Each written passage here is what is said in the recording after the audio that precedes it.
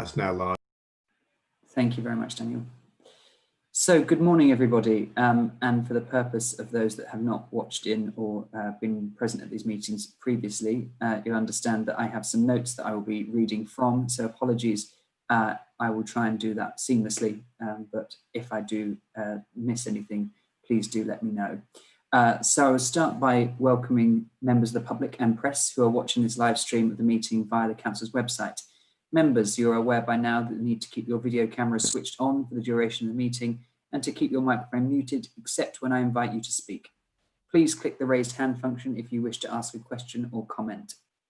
There is always a risk that we may run into technical problems, and I would ask for your patience if we do. Should this occur, I may declare adjournment while the fault is addressed and the public broadcast will be paused. If it's not possible to address the meeting fault, the meeting may be adjourned until such time as be reconvened. If I am to lose connection, I will hand over to my Vice Chair, Councillor Tim Wotherspoon, who will continue the meeting, and unless I'm unable to connect, will continue, and I will hopefully join as soon as possible. Can I remind members and officers that all virtual meetings will be recorded and these meetings will be published on the Council's website. Before we start the agenda today, I'd like to just quickly do a roll call to check that everybody both can hear me and hear through the Zoom link, and also that members of the public can hear you. So beginning with the roll call, if I could ask you just to note that you're present. Councillor Bradman. Present, thank you. Councillor Dupre. Present. Councillor Gardner. Present. Councillor Gowing. Present. Councillor Hudson. Present. Councillor Scott. Present. Councillor Shooter. Present. Councillor Wilson. Present. Councillor Wotherspoon. Present. And myself. So that's really good. And it seems we've become old pros at this now. So thank you very much for that, and good morning to you all. So moving on to today's agenda, I'd like to start with apologies for absence and declarations of interests. Would Democratic Services report any apologies for absence? And I'll hand over to Michelle, Democratic Services. No, everybody is present, Chairman. Thank you very much. So we now move on to declarations of interest. Does any member wish to declare any disclosable pecuniary interest or non-statutory interest? I know I have been informed of a few, so I will look for the participants list, and I'll start with Councillor Tim Wotherspoon. Yes, thank you, Chairman. I am a member of representing the County Council, that is to say, on the Anglian Great Ouse Regional Flood and Coastal Committee, with reference to the Great Ouse Tactical Flood Plan, or Flood Tactical Plan, whatever it's called. I'm also the chairman of the Cambridgeshire and Peterborough Flood and Water Partnership. And with reference to the North East Cambridge Area Action Plan, I'm the County Council representative on the Greater Cambridge Joint Local Planning Advisory Group, steering preparations of the next joint local plan, of which the North East Cambridge Area Action Plan may form a part, depending on the timeline of the development consent order application for the Anglian Water Cambridge Wastewater Treatment Plant relocation. And as those of us representing divisions in Cambridge and South Cambridgeshire will be aware, yesterday the Greater Cambridge Planning Service issued a data release of responses to the issues and options, public consultation and returns on the call for sites, 683 sites in total, including about 50 submitted by the County Council. Thank you very much. And just I will jump in at that opportunity to mention I'm also a council representative on the Regional Anglian Flood Committee that Councillor Wadd's been referenced. I will now move to Councillor Bradman, although that's out of list because I've noticed Councillor Bradman's raised her hand. Councillor Bradman. Thank you so much, Chair. I just wanted to declare that I'm a resident of Milton, and I am the chair of the parish Air Quality Working Party, which has regular liaison meetings with FCC Environment Limited, who are the operator of the landfill site, which is related to item 5. But this matter, I haven't had any discussions with them about. Okay. Thank you very much. Councillor Wilson. Thank you, Chairman. I wish to declare an interest as a pensioner of the Environment Agency. I have no influence over current decision making and wasn't involved in the preparation of the Great Ouse Fens tactical plan. So I regard this as a non-pecuniary interest and will take part in the debate on this item. Thank you very much, Councillor Wilson. And Councillor Ian Gardner. Thank you, Chairman. Yes, I need to declare a non-pecuniary disclosable interest for item number 5, as I'm the Vice Chairman of the Planning Committee. So I will not show any support one way or the other with regard to that item. Thank you. And just for clarity, I believe the paper is calling for a principle decision, as opposed to this is not the planning application. So providing we don't enter into the planning merit and you don't make reference to any of the planning merit or dismerit, then you will be able to take part in the debate and vote on the recommendations. Is that correct? Yes. Thank you very much. So with those declarations of interest noted, I have no other indications from members of any other interests. So I'll go back to this. So thank you. When we reach the item, if we had any pecuniary interest, we would have to exclude you from the meeting, but I don't believe we have. So we can move on then to agenda item number 2, the minutes of the meeting held on the 9th of July. We're being asked to approve the minutes on the meeting the 9th of July 2020 as a correct record.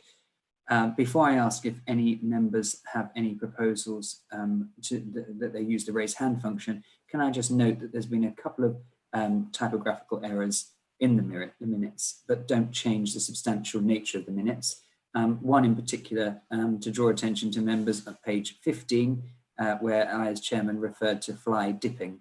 I'm sure that was fly tipping, and I wasn't suggesting that we were going to ban rainbow trout fishing or anything of the kind. So I'm sure the officers will make those necessary adjustments, but they are minor typographical adjustments. So the principle of the minutes, if any members have any other concerns or comments they wish to raise, please raise the hand function. I'll first go to Councillor Anna Bradman. Thank you, Chairman. Could I just clarify if the typographical changes were the ones that I submitted? Thank you very much. They are, and I think there's a few others that have been noted, but they are just typographical errors. That's fine. Thank you. Councillor Councillor Ian Gardner.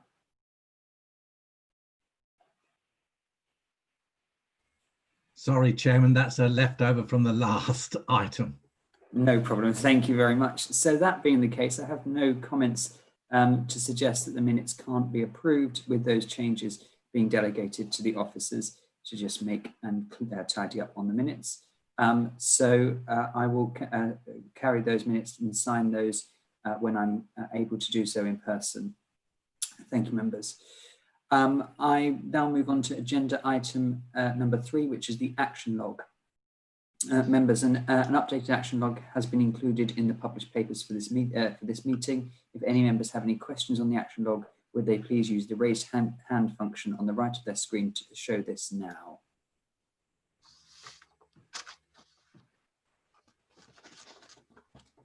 I have no, oh, sorry, Councillor Bradman. Thank you, Chairman. Sorry to be a nuisance.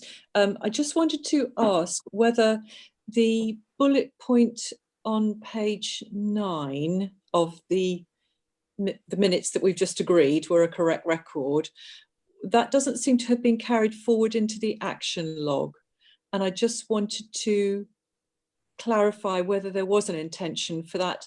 If I just read it to remind you, it's the 4th bullet down up from the bottom, and it says, commented that if a grid connection upgrade was triggered by the council, whether the cost of this could be divided between the subsequent connectors. The chairman suggested that this was a wider issue that did need to be discussed at a future meeting. And I wondered if that's whilst I appreciate that for that particular application, different arrangements had been agreed in that we minimised the size of the solar grid to avoid triggering that.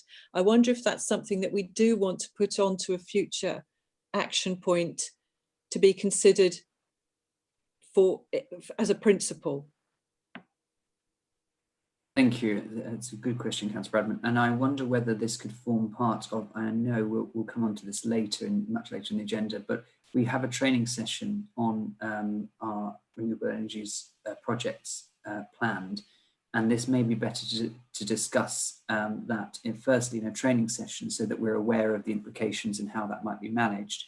And if necessary, bring a report back. So the answer really is yes. I think we do need to bring this back to a future committee. It was quite an important principle, wasn't it? And I remember Cheryl French had discussed the possibility that we might, in order to enable development that was otherwise blocked because people didn't want to be the first connector. It might be that we could act as the broker in that scenario, whilst that's quite a large thing to take on. Again, I think it's something that we agreed it would be a good idea to consider. Thank you. Thank you very much. It's a really good suggestion, and certainly we will bring that back. I also understand that there are a number of government considerations of how that issue is managed, because I know it's an issue which is being considered nationally as well, including a bill which is being considered or being tabled to government addressing this very issue. So thank you. We will certainly bring that back as an action. I'm sure that's been noted, and we can add that to the action log. Great. Without any further questions on the action log, then we note the action log and move on to agenda item number 4, which is petitions and public questions. And I have received no petitions or public questions, which means we can move seamlessly on to agenda item number 5. And this is the first key decision of today concerning Milton Household Recycling Centres. Can I invite Adam Smith, Commission Manager for Waste, to introduce this report? Thank you, Adam. Thank you, Chairman.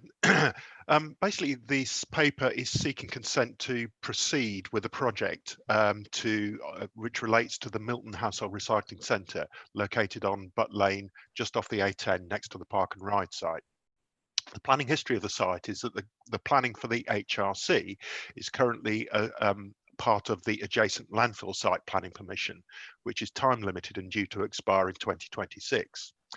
Both the landfill and the household recycling centre are, however, in a greenbelt location. So what we have done is engaged a planning specialist with experience of greenbelt applications to help us develop the case of need for retaining the site in its current location and proceeding with a planning application in order to decouple the recycling centre permission from the landfill site next door. So as part of the application, we are looking to also expand the site, the household recycling centre, on a larger footprint to accommodate growth in waste and population in the catchment area. And as part of that, we will be looking to, if we are successful with planning application, to build a split level site, so and also which will also improve the facilities on the site and remove the need for residents to climb steps to deposit their waste in some of the containers.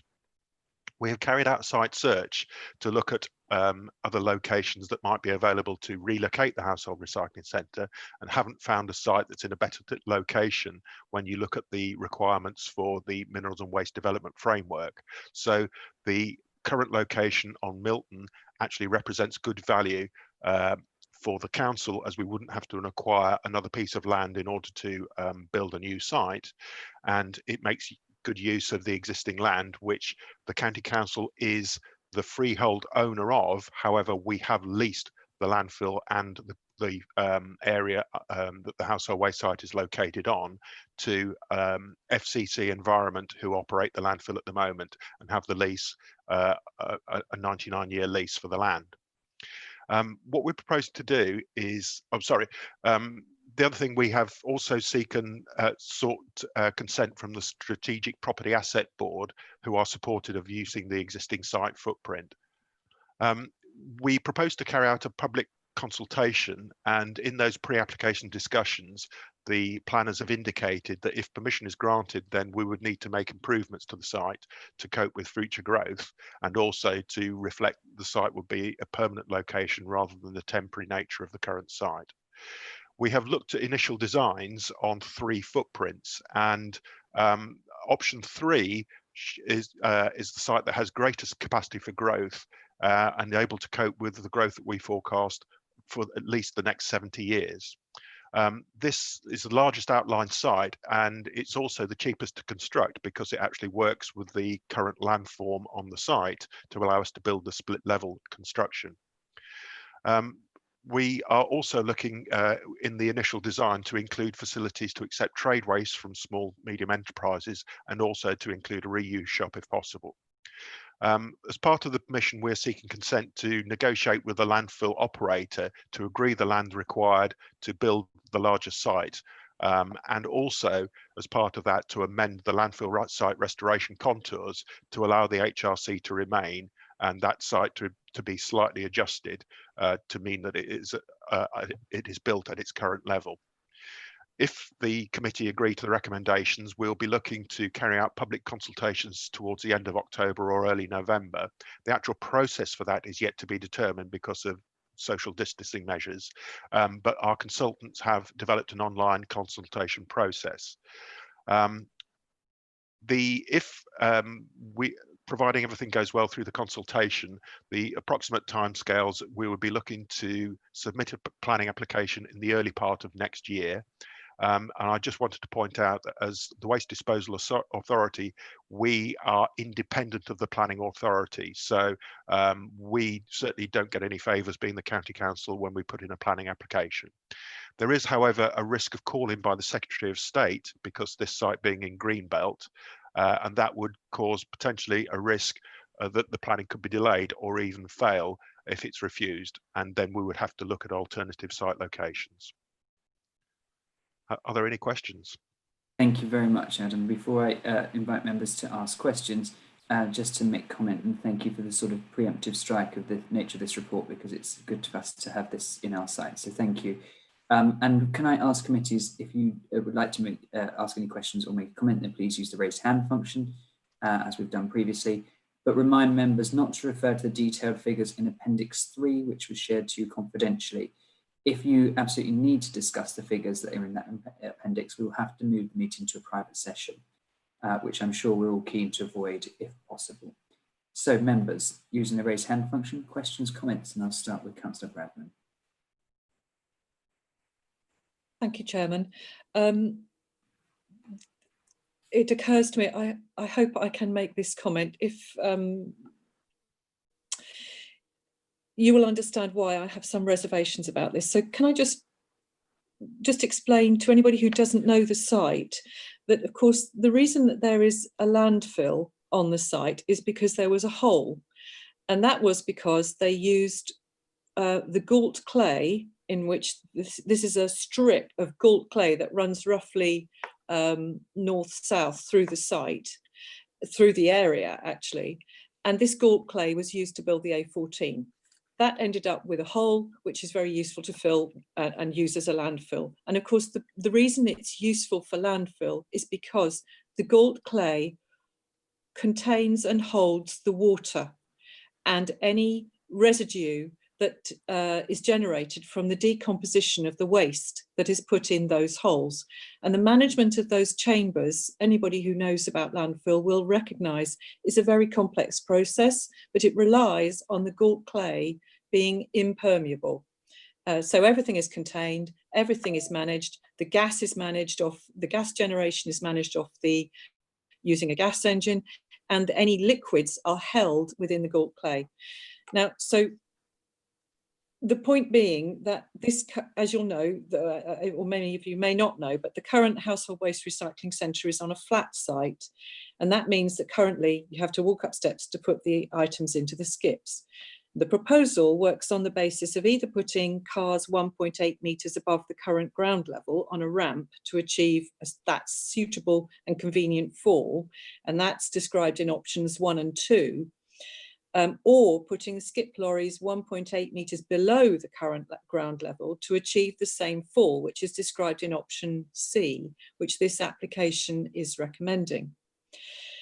Now, as I've said, because the soil is galt clay, there is no natural drainage in this area and water lies on the site. So any hole excavated next to the current ground level site in order to accommodate the skips would fill with water. It would just become a pond from rainfall, from natural drainage from the rest of the site, and from runoff from the nearby clay stockpile, which is immediately to the south of the household waste recycling centre.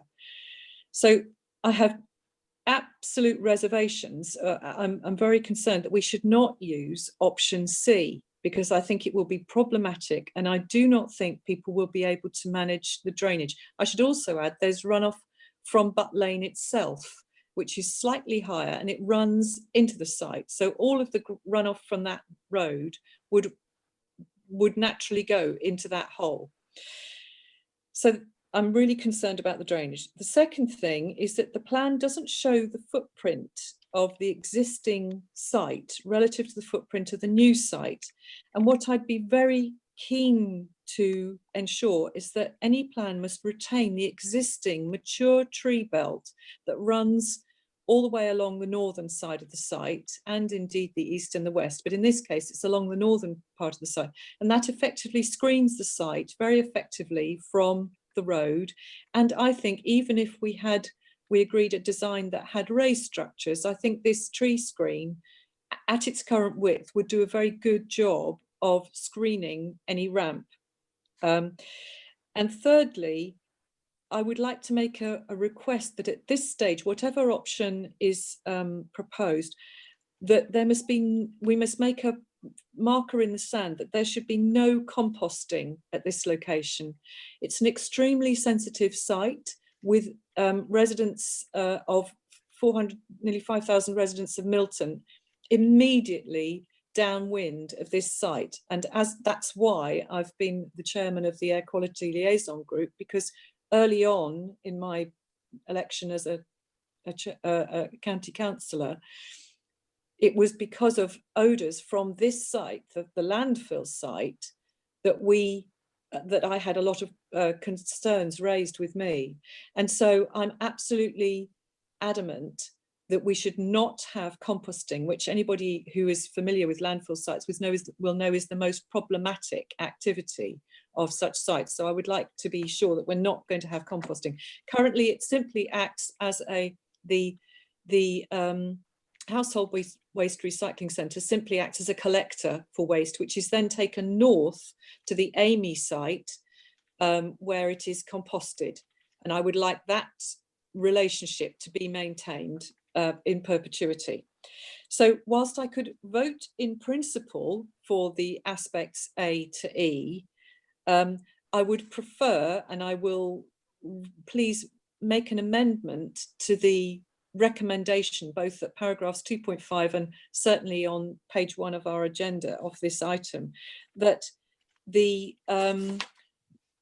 in the first part, members asked to support the recommendation in 2.5 and to take forward the design option 3 for public consultation and planning submission. Could we amend that to members are asked to support, asked to support the principle, but to take forward design options for public consultation?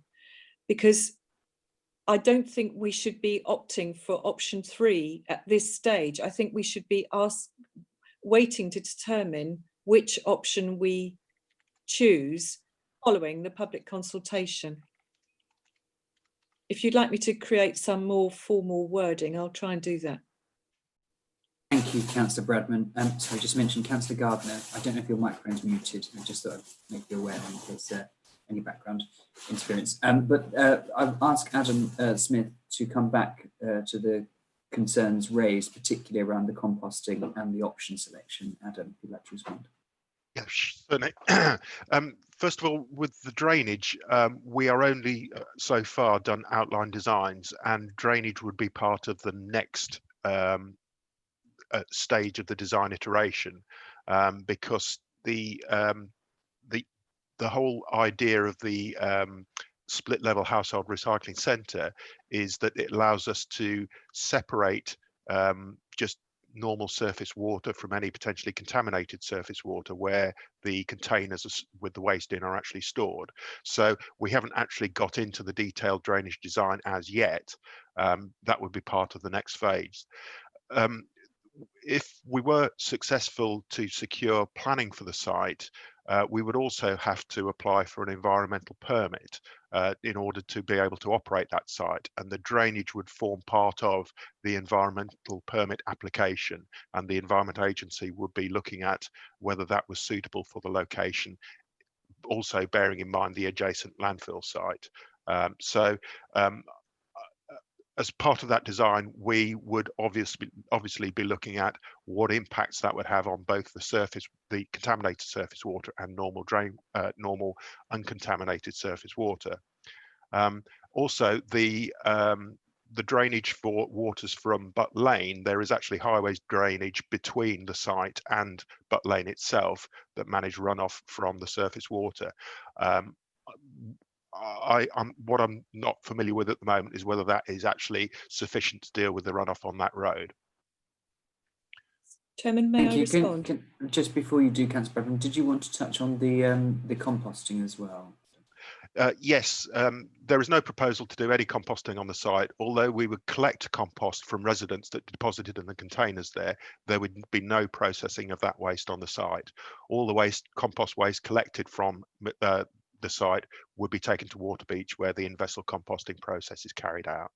And the other one, just about the screening belt. Oh, sorry. Sorry, just on the screening belt, the site is designed to be sympathetic with the greenbelt location, so hence us not proposing to put a canopy over the site or to build the site up to try and raise its height. Hence us going for the design that is most sympathetic with the greenbelt location.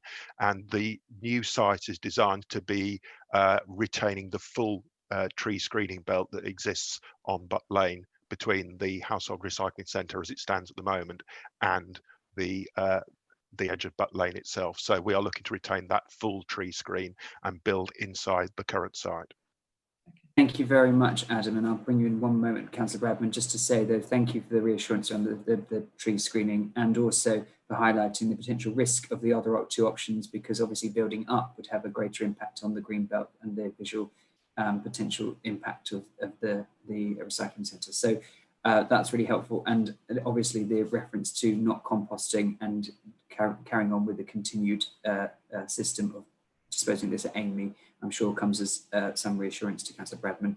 But the first issue around the drainage, I'll bring Councillor Bradman, who I believe you have further comment. Councillor Bradman. Thank you. So I don't think this will work. I have consulted with other parish councillors and district councillors who are familiar with the site, and it is our view that it will not be possible to drain this site because it's completely underlaid by clay and there's nowhere for the water to go. So currently in the process of preparing the landfill cells, they prepare ponds and they just fill up with water because any rain just stays there. Secondly, the runoff from the road at Butt Lane is considerable, and it forms a large pool at the entrance of the site, and it does not drain away for days. So it absolutely is not an area that's going to drain naturally. So with absolute respect for, I do understand why you are proposing this, and I do understand it's because it's trying to respect the green belt. But my concern is that on that site, any vehicle, so bear in mind, instead of a car going up onto a ramp, what we're proposing is that these big heavy lorries with big trailers are going down into a pit that is effectively at least 1.8 metres lower than the ground level. Now that means that at least part of that pit will have to be the ramp itself, and that will compromise manoeuvring space, but also that ramp will be wet all the year because it will hold the water, and in winter it will be dangerous and slippery and muddy because this is clay, and the clay that we see that comes through from the landfill site operation, which will in due course close, it spreads over the road and it makes it very slippery. So I think we're going to end up with a pit that's filled with water. It will get dirty because waste will drop into it and it'll be difficult to keep clean, but it'll remain wet the whole time, and it will make it extremely difficult for these lorries to get out of it onto the service road. So whilst I hear what you say, please can we make sure that the design is brought forward to public consultation with some decent elevation drawings and a description of a comparison of the footprint, so that that decision can be made informed by local knowledge. So I have no objection to it being there, from it being decoupled. I have no objection to options A to E, but I just do not want us to go ahead with already the design of option 3 chosen, because that I really don't think it'll work, and I think more work needs to be done on that. So I'm happy to bring it forward, but just with the amendment not to include using design option 3, but to make it a design to be agreed following public consultation. Thank you, Councillor Bradman. And can I just say, I don't want to sort of preempt what we're being asked to do as part of the recommendation, which is go out to consultation, because I think your comments, are incredibly important, and I'm sure will help inform any final decisions. But that's what we are being called on today, which is to go out and seek those kind of comments. My fear about us not choosing a preferred option for obviously various reasons that the council will look at, including the financial implications of all options, and also the impact in Greenbelt of us constructing something at any height, and that may have equally frustrating consequences for residents. So a preferred option has been recommended after a technical assessment, but I was reassured by Adam Smith's comments that the drainage will be looked at in depth and further down the process.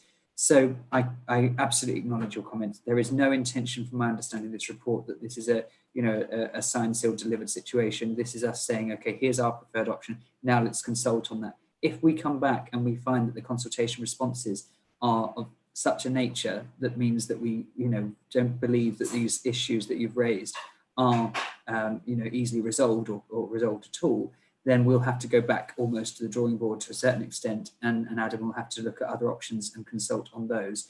But I think if we go to the public with these are 3 options, what do you want? I think we're going to muddy the waters, excuse the pun. I think we're going to muddy the waters, and I think we need to try and we've got a preferred option, as I said, for various reasons, and take that forward and see where we are at the end of that process, which is why the recommendations are as they are. Unless the recommendations is to consult on our preferred option, but certainly not suggesting that this is our only option. And if, like I say, we do get a consultation response which suggests this cannot be continued, then I don't think any of us will be sitting here saying that we steam ahead regardless. So I note your comments, and thank you, Councillor Bradman, but I'm mindful that we don't want to enter into the public cannot see the other options. They will not see that they exist. That's all I'm saying, is that the options that come forward in the public consultation, so that people can say what they think is better, and then you won't have prejudged the situation. I just think it would be far preferable if you gave the local people who know the site the opportunity to express their views on which option would be better. Thank you, Councillor Adam. Adam, is there any reason why we couldn't include the 2 other options in the consultation, but obviously suggesting that our preferred option is this because of the visual intrusion exception in the Greenbelt, so that they can at least be acknowledged as Councillor Bradman has requested? That's exactly what we propose to do anyway, to give the public tell the story, if you like, of how we've got to option 3 and why that has been selected above the other 2, basically.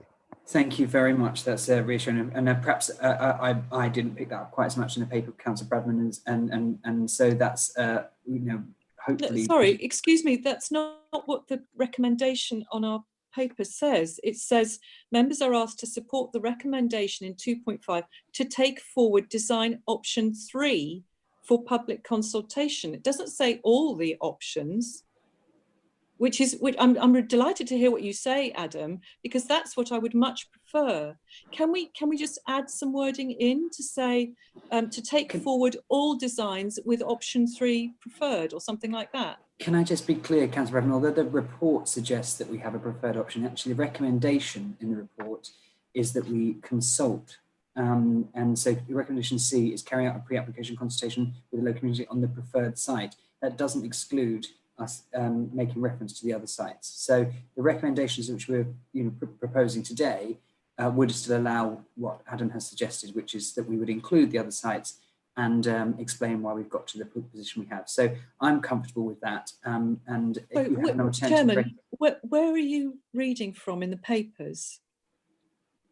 So recommendation C, on the recommendations themselves, So this is 2C. No, but the preferred site, as described in paragraph 2.5, is option 3.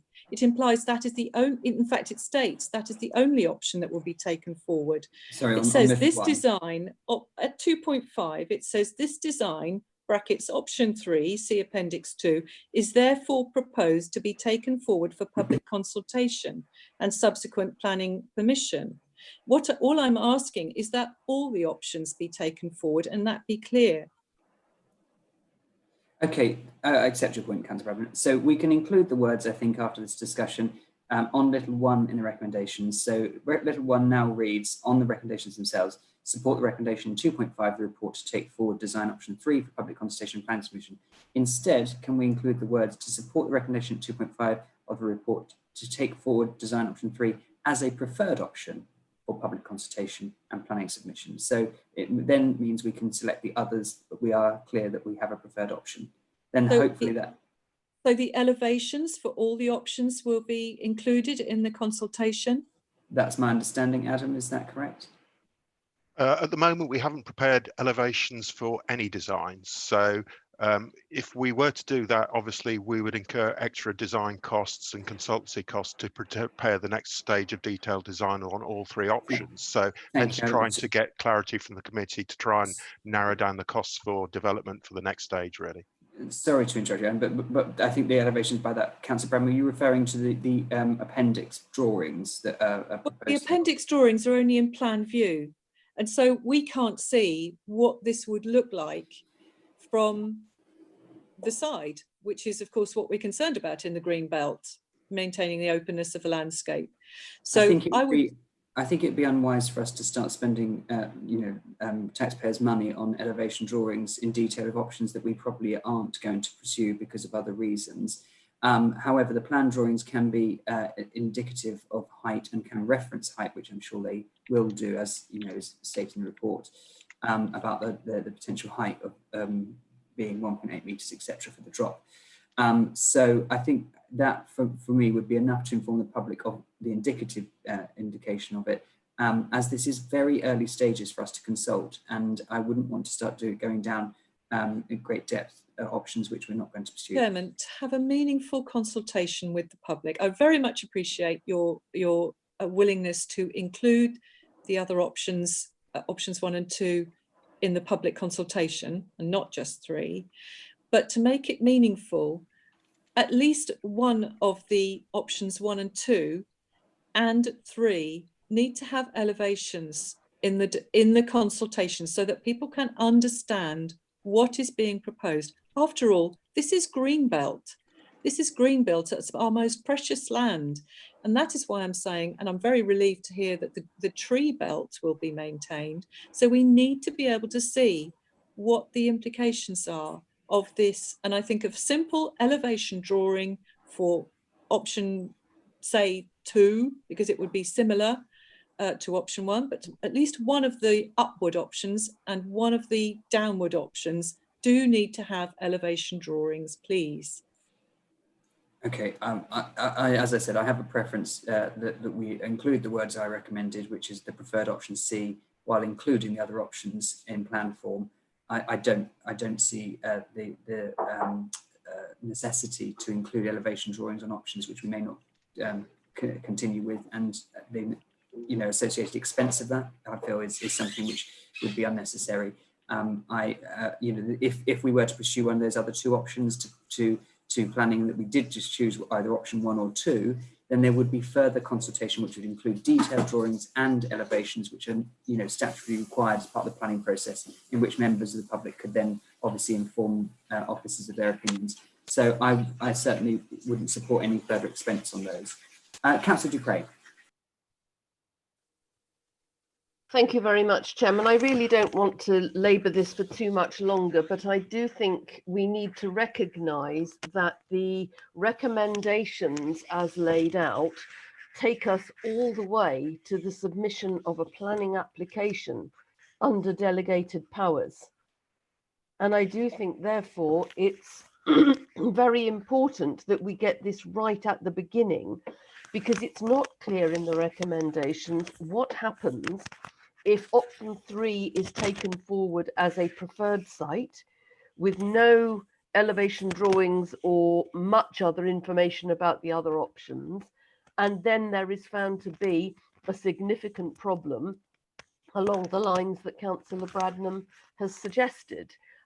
It doesn't suggest that any issues with drainage, with the land, the soil type, anything like that, would mean that this would come back to us before a planning application is committed. It actually submitted. It actually says, if you read the recommendations, that we take forward one design, and I appreciate that you're offering some flexibility in that. But having made that decision, the recommendations then go on to allow the director, in consultation with yourself, to take this all the way through to the point where a planning application has actually been submitted. And I think that, bearing in mind the significance of the issues that Councillor Bradnam is raising through her local knowledge as the local member, that's something we ought to be very careful about. And I would want to see more options than just the option 3 given to the public, so that if there are issues along the lines that Councillor Bradman has suggested, that those can be brought back to us before an application is submitted that could be problematic later on. So I would like to see alternatives included in the consultation and the 3 options put forward. I would also like some kind of get out clause in there which says that in the event that problems are identified with the drainage or anything else like that, any other technical issues, that comes back to us before a planning application is submitted, and we end up having to field all of that through the planning process. Thank you, Councillor Dupre. I'm unsure that, well, certainly there's no intention from the recommendation that this would be pursued, with regardless of how difficult and challenging the consultation responses are, or how impossible it would be to build. That's not the intention here. The intention is to delegate it so that it can be expedited if there are no problems.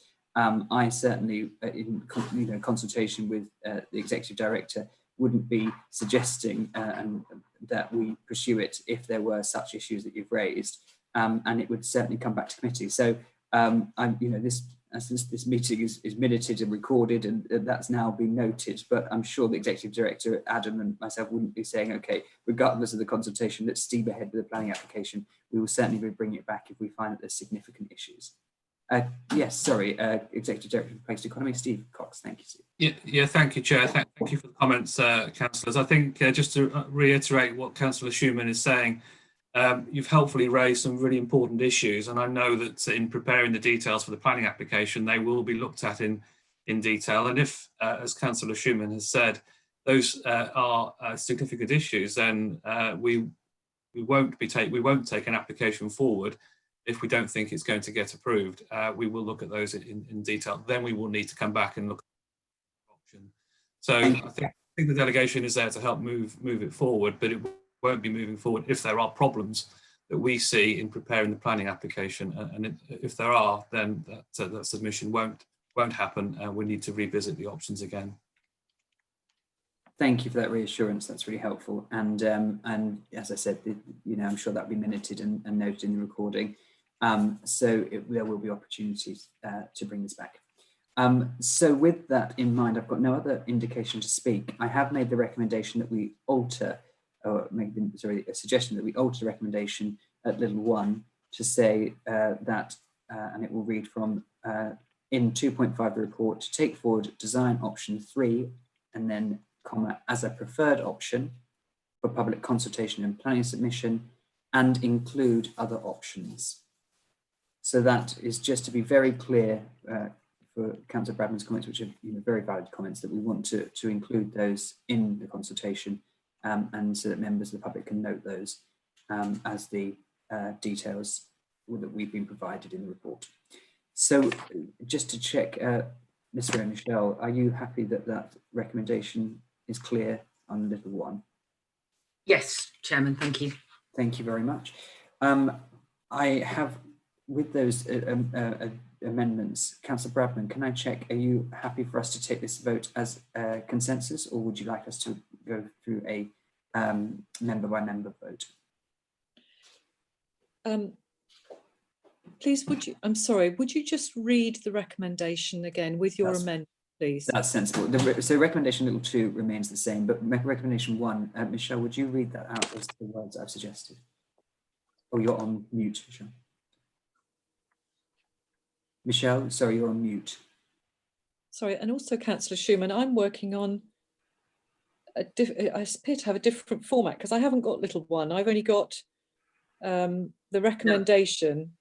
Yes, Councillor Bradnam, I'm in the same boat. I don't have little 1, but what it is the first sentence of the recommendation where it says members are asked to support the recommendation 2.5 to take forward design option 3, and then it's comma, as a preferred option for public consultation and planning submission, and include other options. Thank you. Apologies, I'm working from the Chairman's briefing note, which is broke down in little 1 and 2, but they are the same words, just in a slightly different format. Apologies for that. So, yes, Councillor Bradman. So on the understanding that if there are any problems during any major issues raised during the public consultation, that they will be brought back to this committee before a planning application is submitted. Absolutely. Okay, in that case, fair enough. Thank you. Then that's really helpful, members, and thank you for your comments. I will ask that if anybody has any objection of me taking those recommendations, sorry, this is a key decision. I think it's probably best, because of the debate as well, that we record this key decision by members voting individually. So I will go through the list of members, and if you could just indicate whether you're voting for, against, or abstain. Councillor Bradman. With the recommendation as amended, for. Thank you.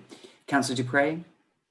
Thank you. I thought I saw Councillor Scott indicate to speak, and I didn't know whether that was the intention before I expressed my vote. No, it's fine, thank you, because we're going through the names. It's just that I'm on the planning committee too, that's all. So when we come to the vote. Yes. All right, okay, thank you. Thank you very much, Minute. Councillor Dupre. Thank you, Councillor Dupre, thank you. With the assurances as mentioned by Councillor Bradnam, then yes, is support. Thank you. Councillor Gardner. For. Thank you. Councillor Gowing. For. Councillor Hudson. For. Councillor Scott. I'm abstaining. Yeah, thank you. Councillor Shooter. For. Councillor Wilson. For. Councillor Wotherspoon. For. And myself, and I'm voting for. So I understand that's all members voting in for, apart from 1 abstention from Councillor Scott. Therefore, those recommendations are carried. Thank you, members. We now move on to agenda item number 6. And this agenda item is the North East Cambridge Draft Area Action Plan consultation. And can I invite David Carford, the Programme Manager, to introduce the report? Thank you, David. Morning, councillors. Apologies, I've got a technical issue showing my video at the moment. So if everyone's okay hearing me, I'll continue in that regard. Yes, this paper is with reference to draft area action plan being developed by the City Council and South Cambs District Council. And it's the County Council response to that. The proposals for the site, the vision that's being brought forward is that North East Cambridge is to be an inclusive, walkable, low carbon new city district with a lively mix of homes, workplaces, services and social spaces fully integrated into the surrounding neighbourhoods. It's worth noting North East Cambridge as a site has one of the last remaining substantial brownfield sites on the outskirts of Cambridge. So is an opportunity for redevelopment. It also now includes quite a substantial area. It includes the Cambridge Regional College, the Science Park, Cowley Road, Nuffield Road, and it also includes the garages just off Milton Road. So it's quite a substantial area of Cambridge that's been wanting to be brought forward in a coordinated strategic way. The proposals are for 8,000 homes, 20,000 additional jobs, so it's a mixed development. Previously, there have been 2 issue and option consultations, and we've responded to both of those as we've moved forward. One of the key dependencies on this site being brought forward is the relocation of the wastewater treatment works that are currently immediately south of the A14. That has secured funding to enable its relocation, and that's been key to this latest AAP being able to be brought forward. And that process has recently commenced with Anglian Water looking at 3 potential sites and have recently completed an early consultation on those proposals. Anglian Water will be submitting a development consent order to the Planning Inspectorate. So it will be a decision for the Secretary of State to make for relocation of the wastewater treatment plant. And so that's separate to this AAP, but it's worth noting there is a dependency there. And indeed, the timetable for the this area action plan is it will be going forward for adoption once the development consent order has been granted, hopefully in time, and Anglian Water are confirmed as being able to relocate. So it's also worth noting, whilst discussing minerals and waste related matters, there are various sites on North East Cambridge that relate to minerals and waste activity and are safeguarded. This includes 2 railheads for an aggregates yard, which is really important. And there's been a lot of work to make sure that the development as it comes forward does not predicate the continuation of the railheads and that operation, which is strategically very important for the county. The response by our officers is broadly in line with that of when we've replied to the issues and options consultations in the past, in that we support the proposals coming forward. Indeed, officers have been heavily involved with the City and South Cambs District Council in providing evidence that's informed the area action plan.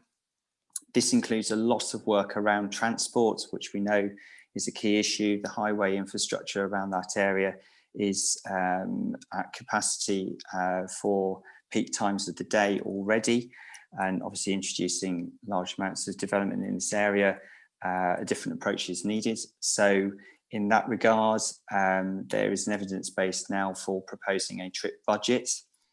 So we're proposing no more additional vehicle movements on the local highway network, and instead to capitalise on the really good public transport network in the area. We've got the Cambridge North Railway Station there, we've got the guided busway, and in time there is the proposed metro that will come up into the North East Cambridge site. So there's a capitalisation of really good public transport. In addition to that, there's lots of proposals around making the area walkable and with really good cycling connections to nearby neighbourhoods and indeed through to the city centre. Other proposals include there are going to be 3 primary schools on the site. There's also safeguarding of a site for a secondary school. This is very much relating to the housing mix is going to be quite different, and with that it influences how many children are going to be on the site. So early indications are that it's a secondary school may or may not be required with the numbers, and until the housing mix is more secured in the future, what we've done is secured a site, safeguarded a site should the need to be met. Finally, it's also worth noting the area action plan. There is no local issue nearby with the Fen Road level crossing. This isn't part of the area action plan, but it is acknowledged in the document. For ourselves, our reply is to acknowledge that it is an important strategic issue, resolving the matters at that level crossing, and it's really important that we make sure that possible options to resolve that issue are kept open, and that includes safeguarding land within the AAP, although it's not for the area action plan, the area to finance or deliver that solution.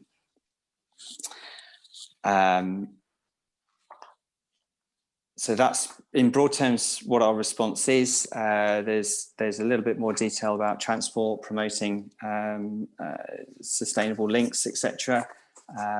In our response, but I'll now open it up to councillors for any questions. Thank you very much, David.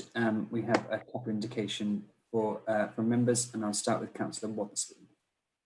Yes, in fact, it's that last point that I'll pick up on, because I've become a bit of a cracked record on this issue. But on the Fen Road level crossing, if I could refer you to page 44 of the agenda. It talks about, you know, a little bit of the circumstances in the background to this. The crossing is closed 30 minutes in an hour at peak times. In order to boost the capacity of the rail network, something will have to be done to find an alternative to that crossing. Now, the combined authority has not wasted any time in getting its own safeguarding for a CAM connection into the area action plan. The combined authority is also a partner in trying to get a safeguard, some sort of alternative crossing of Fen Road sorted out. And if you see at paragraph 11.5, it's not easy, because ownership of the problem is split among quite a few organisations whose track record, if you'll pardon the expression, of working closely together is not brilliant. And there is a sort of growing sense of urgency here, because in order for the Greater Cambridge Planning Service to be able to introduce a policy safeguarding for a potential alternative crossing, the work has to have reached a sufficiently advanced stage for there to be an evidence base to justify putting such policy into the document. And that work is proceeding slowly, I think, would be the most generous way of describing it. So it's Network Rail, the local planning authorities, the combined authority as the transport authority, and ourselves as the highway authority. And one of the things we're really, really anxious to avoid as the highway authority is to be left holding the baby. Because if you recall the history of Cambridge North Station, we promoted that. It was our scheme until the government decided this was quite a good thing, and they took it over from us. And in the run up to that, we spent a few £1 million on developing the scheme, which we never got back. And we don't want to find ourselves in the situation of having to do all the work basically on our own, at our own expense, and being left high and dry again. So it does really need a bit of a coordinated effort. And I would like to encourage all those with any influence with any of those bodies listed in paragraph 11.5 to do whatever they can to chivvy things along. Thank you very much, Councillor Witherspoon. And I'll hand over to Councillor Dupre. Thank you, Chairman.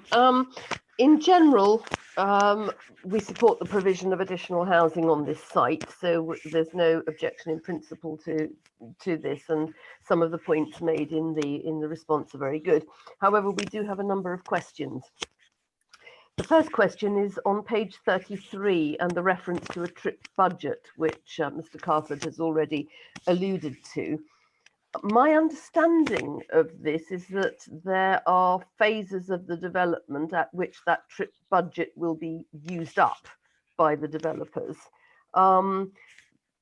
It's not very clear to me that that is what's meant by the trip budget, and it's also not clear to me what corrective measures are available if the trip budget overspends at any point. And I'd welcome some clarification of how the trip budget works, how it's apportioned, and how what happens if it's in danger of overspending, whatever overspending means in this context.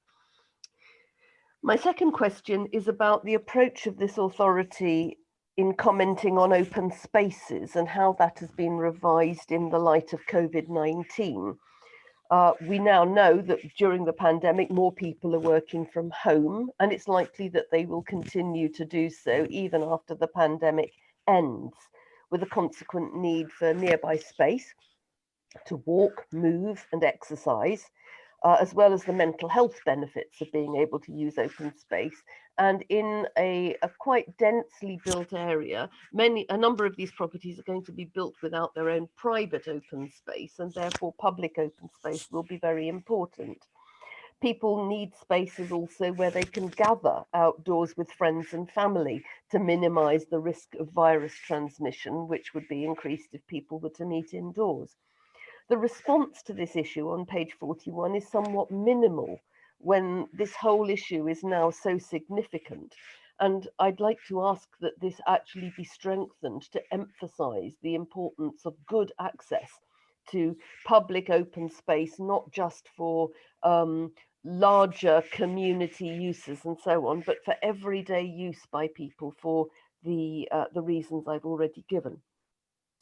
My third question is about the acknowledgement in the response on page 42 that the development is likely to cause overspill parking problems for surrounding communities. And the response suggests that the solution lies in the implementation of civil parking enforcement for South Cambridgeshire, which currently doesn't have it. Cambridge, of course, does and can therefore manage that problem under the existing arrangements. South Cambridgeshire, like the rest of the county, does not. Cambridgeshire is now one of only a tiny handful of areas in the country which does not yet have civil parking enforcement. There are very, very few of us left. Does this response now indicate support by this council for the principle of civil parking enforcement outside Cambridge? And given the acknowledgement in this response that the development is likely to cause problems for neighbouring authorities and neighbouring communities, what responsibility will lie with the developer for mitigating those? It's a long-standing principle of planning that you mitigate the problems you've caused. It's all very well saying that this is going to be a fantastic minimal use of car community in northeast Cambridge, and that's very good. But it is going to cause problems, admittedly, in the response. It's going to cause problems outside its area, and that needs to be taken into account. And it's not clear to me that other than telling South Cambridgeshire District Council that it has to take responsibility and pay money for the implementation of civil parking enforcement, it's not clear to me how the developer proposes to mitigate that. Fourth question is that the response says at the top of page 44 that transport officers have developed a position statement to outline how they intend to deal with any planning applications which are brought forward during the period between now and adoption of the area action plan. I didn't see this position statement in the papers for today. I don't know if I've missed it, but if it's not in there, I wondered if I could have a copy, please. Thank you. Sorry, struggling to unmute myself there. Thank you, Councillor Dupre. Those four questions, obviously, we can pass over to David to perhaps answer those. But just on the question about open space, I'm sure it will not have escaped yours or other members' attention that this area is indeed very close to Milton Country Park, a huge open space which is enjoyed by many, and I'm sure will be enjoyed by future occupants if this North East Cambs is developed out. David, I'll let you come back on the questions put by Councillor Dupre. Thank you. With regard to the trip budget, I think we have Tam here, Transport Officer, who might be better placed to help with that question. So if I may, I'll pass over to Tam. Thank you, David. Good morning, everyone. So yes, on the trip budget, the way that we would monitor the trip budget is through traffic monitoring. And as developments come forward in each of the areas within the North East Cambridge Action Plan area, they tend to come forward in stages, individual buildings one at a time. So as they come forward, we'll be able to monitor the travel and patterns and behaviour. If it reached its own particular trip budget within the overall trip budget, then we'll be able to say to an applicant bringing forward a future phase, well, I'm sorry, you've already reached your trip budget. You haven't been successful in moving your mode share from car to other modes, which is what the trip budget ultimately requires, and therefore it would be difficult for you to bring forward future planning applications. And so that's really what's set out in the transport position statement that Councillor Dupre was asking about, and very happy to provide a copy of that to her as well. Would you like me to also talk about the parking enforcement for South Cambs? Thank you, Tim. That would be very helpful. Thank you. Okay, I can't offer much, but through the planning application, as it comes forward, and as we're looking at the mitigation of that planning application in the surrounding area, and if there is we consider there to be a potential parking impact on, really what we're talking about here is the area of Milton to the north of the area action plan, which lies within South Cambridgeshire. So if there would be an issue, then at the moment we could ask an applicant to install some or fund the implementation of WLO lines, and then the monitoring and enforcement of those WLO lines would be then with the police. And so if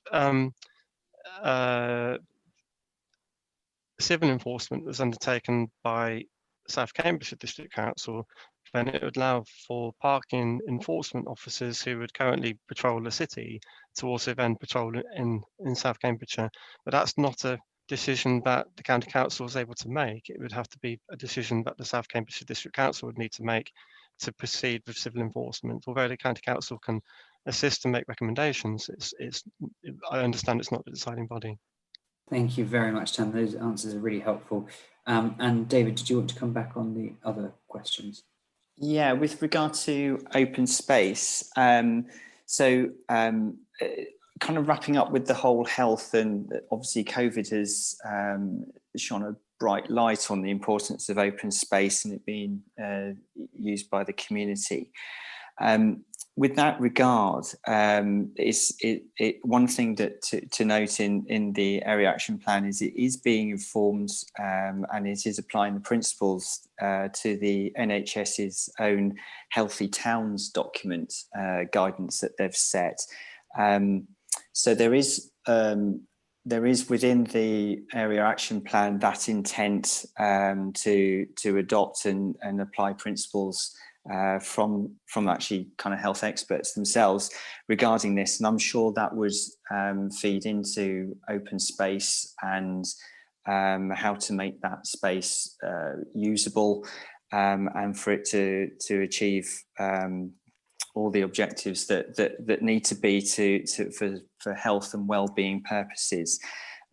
So I think we're very mindful of that, and I think also more generally planning officers are very aware of the impact of COVID on various strands, and so as we move forward with this area action plan, I think there'll be more to add in light of changing patterns as this kind of whole 6 months has shown to be a challenge for a lot of us. So I think there's still possibly more input to give into the AAP as we start better understanding matters like open space and how important it is to well-being and the community, etc. So I think that will be evolving.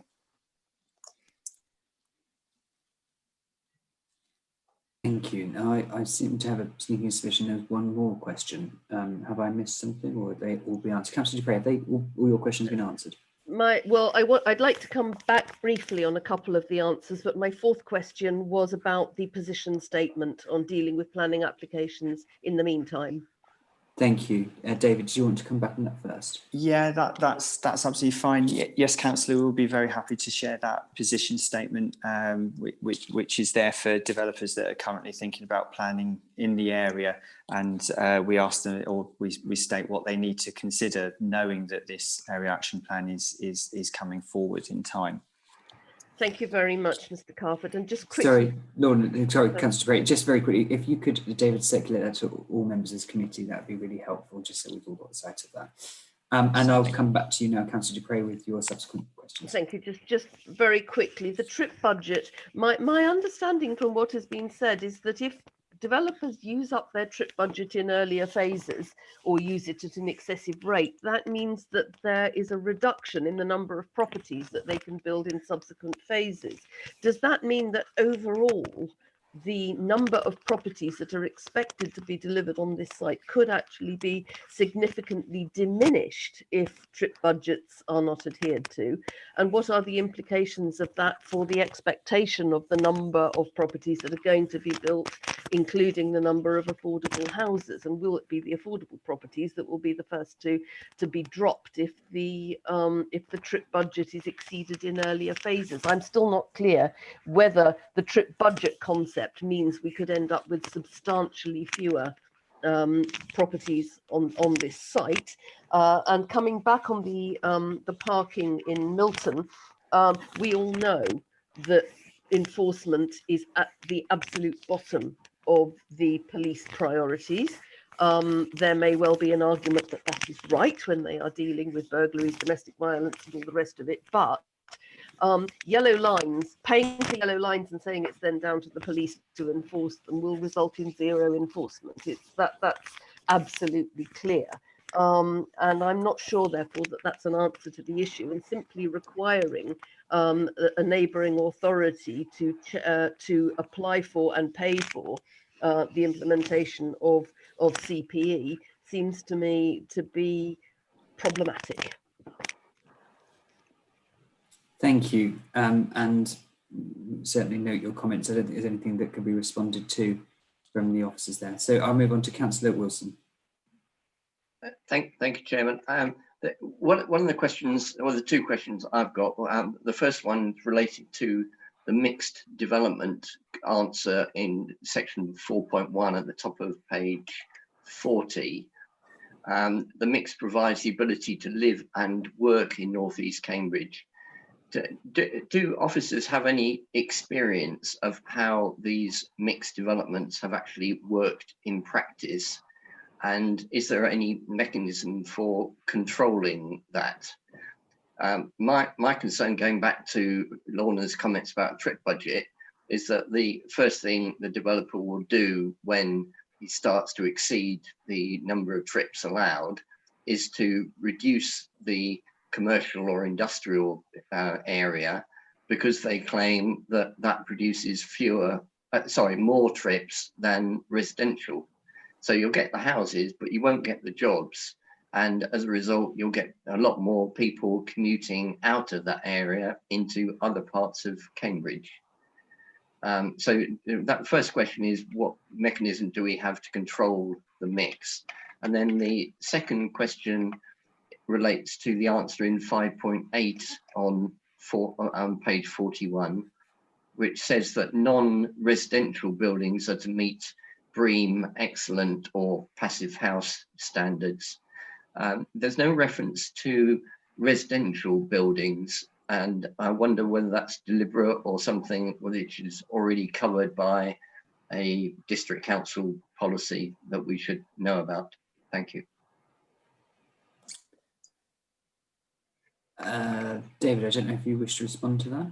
Yeah, sure. So on the first point of housing and the controlling of who resides in them and where their workplace is, that isn't something that's in the area action plan. I think it's more a case of we're trying to design, or the proposals are to design a location that means that it attracts those that are working, say at the science park and nearby in Cambridge. Certainly with low car occupancy, that's probably a very key decision for potential residents. Obviously, if they've got low car ownership in the area, then they would be looking to have nearby work, etc. So I think that's what the area action plan assumes in that regard. As far as BREEAM goes, yes, they are seeking BREEAM excellence, and that's on all buildings. The reason for us raising it and our response, it just relates to particularly for schools. BREEAM is helpful as a measure, but sometimes for the specifics and unique nature of school buildings, BREEAM sometimes scores schools quite low in some areas, and that's sometimes kind of a bit of an unfair reflection.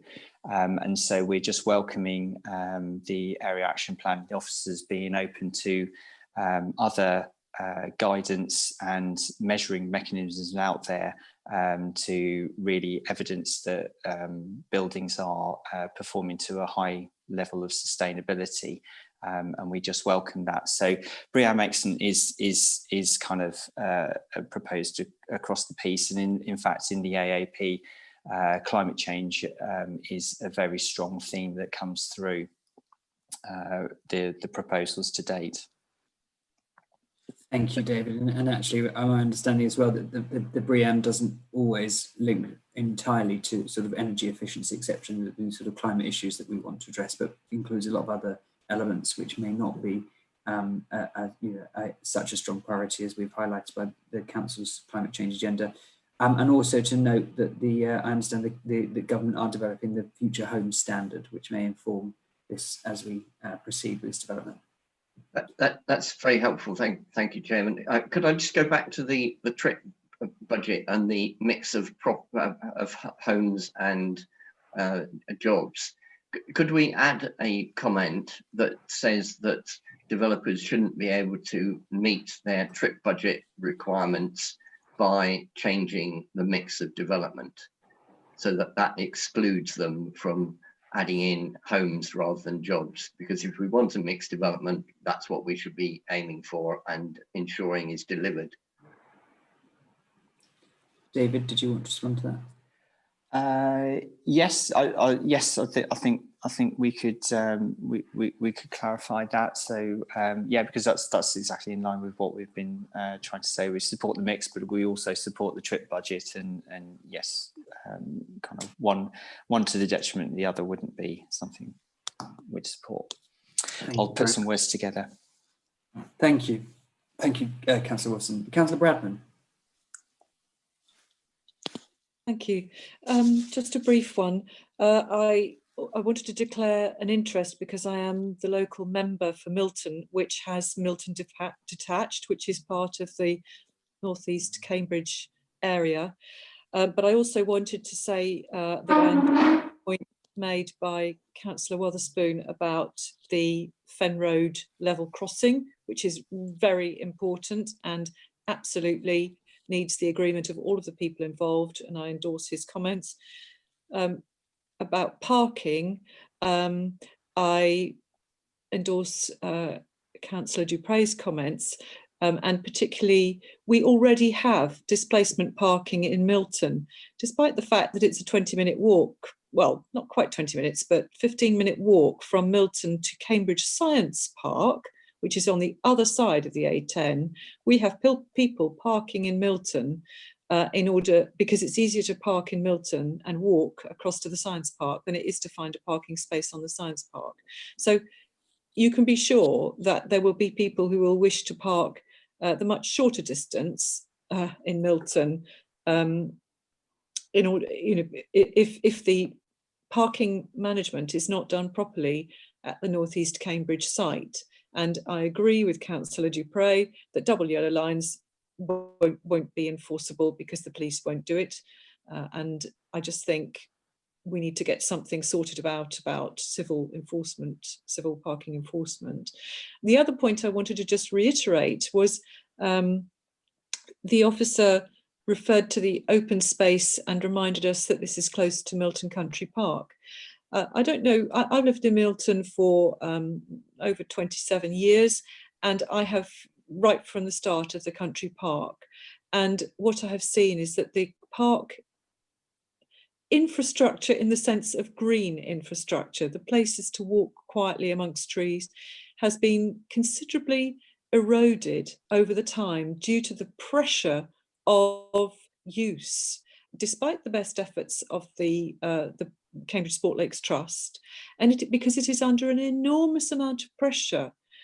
And all of the quiet undergrowth spaces where birds used to nest are very much explored by young children and dogs and people walking, and new paths have developed. And so what I would say is that the open space on the site needs to be adequate for the people who live there, because just saying, well, we've got Milton Park next door, Milton Country Park next door, is not good enough. It's already under a great deal of pressure, and the thought that a further 8,000 people might, and that's just dwellings, that number, might be walking through it, actually fill me with worry, because I think it's going to just degrade it completely. But thank you. Thank you, Councillor Bradnam, and we note your comments. Perhaps you may wish to speak to your colleagues in South Cambs District Council about introducing civil parking enforcement, and that's something that they can perhaps consider. And as we said, the officer said that the county can assist them if they do wish to introduce such measures. Councillor Ian Gardner. Thank you, Chairman. Yes, well, my main point was with regard again to the trip budgets. How are officers going to ensure that developers do not exceed the trip budget going forward? Because otherwise I can see we're going to get to a point where we're partway through this development and the trip budget has already been reached for the development. So then how do we move forward? So how are we going to control that going forward? And the other question is with regard to biodiversity across the site, how are we going to monitor that and ensure that we do get a 10% increase in biodiversity across the site? How is that going to be actually measured going forward? Thank you, Chairman. Thank you, Councillor Gardner. David, or Tam, I'm not sure. Tam, do you want to come in first on the first point? Yes, happy to, yes. So the area is very fortunate, as David was saying earlier, to have significant investment in infrastructure. So the forthcoming investment on the Chisholm Trail will be a game changer for how people are able to cycle from north to south Cambridge when that's completed. The Greenway network is coming forward from the Greater Cambridge Partnership, and there will be a Greenway from this area up to Waterbeach New Town. We've already got the Greenway following the busway up to Northstowe. The Metro, of course, will be another huge game changer for the whole area. So all of these things will allow for mode share to move from car to these other modes. So as development comes forward, we are hoping that it will come forward in conjunction and parallel to this extra investment for the area. And that's how the trip budget can be maintained throughout the lifetime of the area action plan.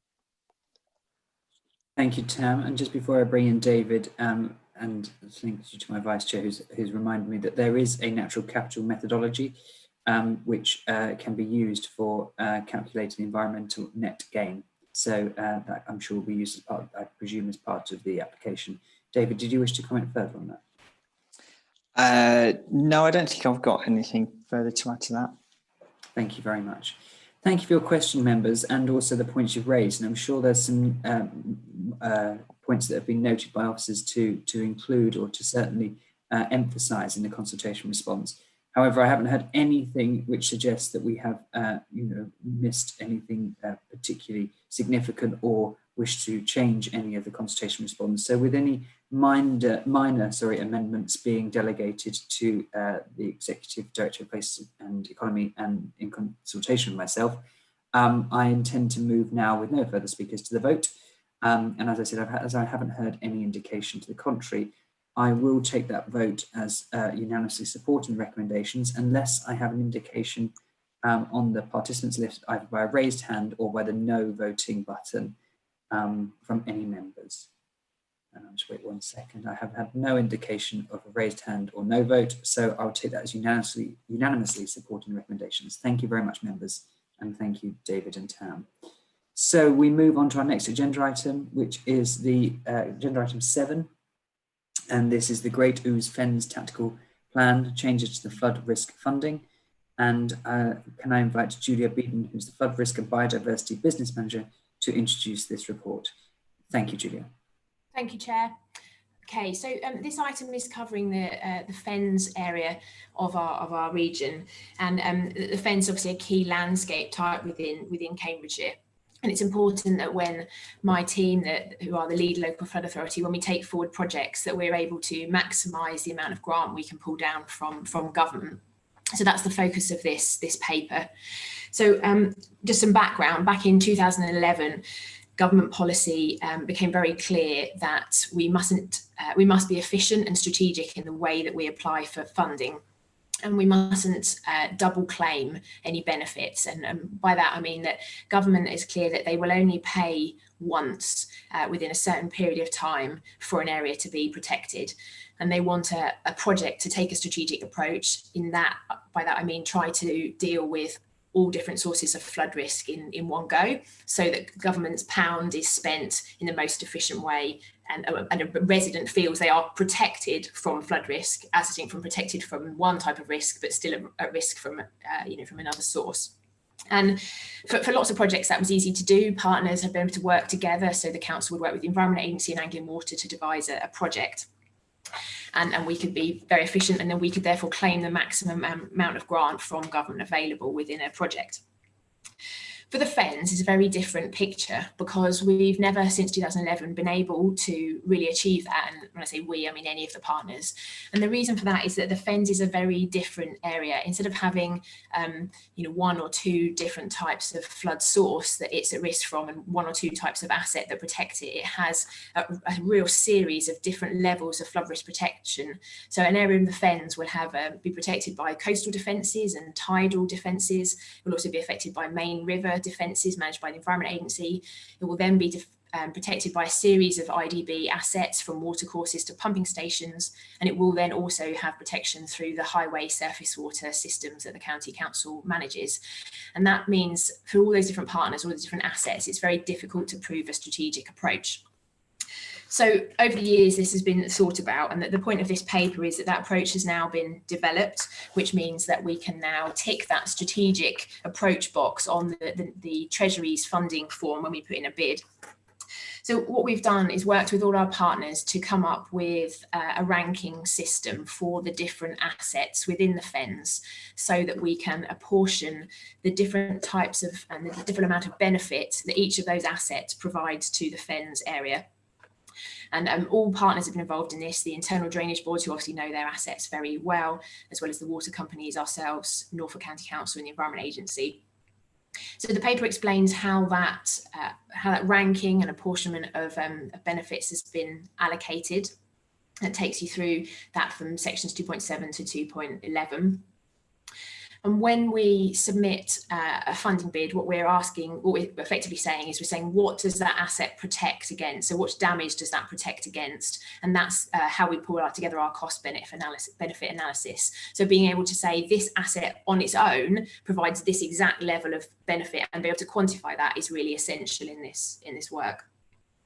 So the paper, what we're really asking is for members to be aware of the approach that's been developed, and to endorse that overall concept and approach that's taken, so that when county council officers going forwards can put in their bids, they can maximise the amount of grant that's available, as we do in all of our other projects. And to draw attention to the fact that this work is being done as part of a short-term approach to the Fens, but there is a much wider long-term approach to the Fens being taken, We have a number of assets in the area that have been in place for many years, and obviously we want to seek to maintain a good standard of protection for the fens in the future. And so a long-term project has been set up, which will take about 10 to 15 years. We'll work with all partners, not just flood risk partners, across the broader fens catchment right up to Lincolnshire and further down into East Anglia. And we'll look at the long-term 100-year programme for the fens and what people's aspirations are and what level of flood protection they need for what they want that area to look like. And that project is considered to be of the scale of a Thames barrier type project. So 10 to 15 years potentially, and easily a £10 million scale of project. And therefore this approach in this paper is dealing with what we should do in the meantime. So this approach is taken for a 10 to 15 years and will allow us all to maintain the assets we have now, get the maximum benefit and funding now for our assets. And as long as we don't do anything that's a really long-term decision and is potentially could be abortive via that long-term plan, we will be in line with this current strategy, and we can progress while at the same time working on that longer term strategy for the fens. At that point, Chair, I hope it's okay to add that there will be future papers coming to the committee about that long-term work. That isn't the topic of this paper, but that is something we do want councillors to be very involved in. And there'll be certainly future papers coming over the next year and then on as that programme develops in detail. I'll pause at that point, I think, and take any questions that members have. Brilliant. Thank you very much, Julia. And thank you for this paper, which I know is potentially quite complex, and you've put it together so that we can all understand. So thank you very much. And it reminds me, I was looking at this and thinking about, the difficulty of trying to almost herd cats, for want of a better term. And I came across a quote which made me smile, which was from Henry Ford, which is coming together is the beginning, keeping together is progress, working together success. Let's hopefully be able to achieve that quote from Henry Ford. Anyway, Councillor Wilson, I'll move straight to you. And as long as we can have other colours other than black, Chairman. I thought that also a comment from him. I definitely welcome this strategic approach. It makes eminent sense that we have a tactical plan. I have two concerns. One is that the long-term plan is going to take 10 to 15 years to produce, which seems an awful long time to me. And related to that is, I think the paper says the tactical plan takes no account of climate change. But within 10 to 15 years, we could have all sorts of impacts from climate change. And if we don't start doing some major long-term improvements fairly quickly, we're going to find that there are big floods that occur that we will have to have dealt with.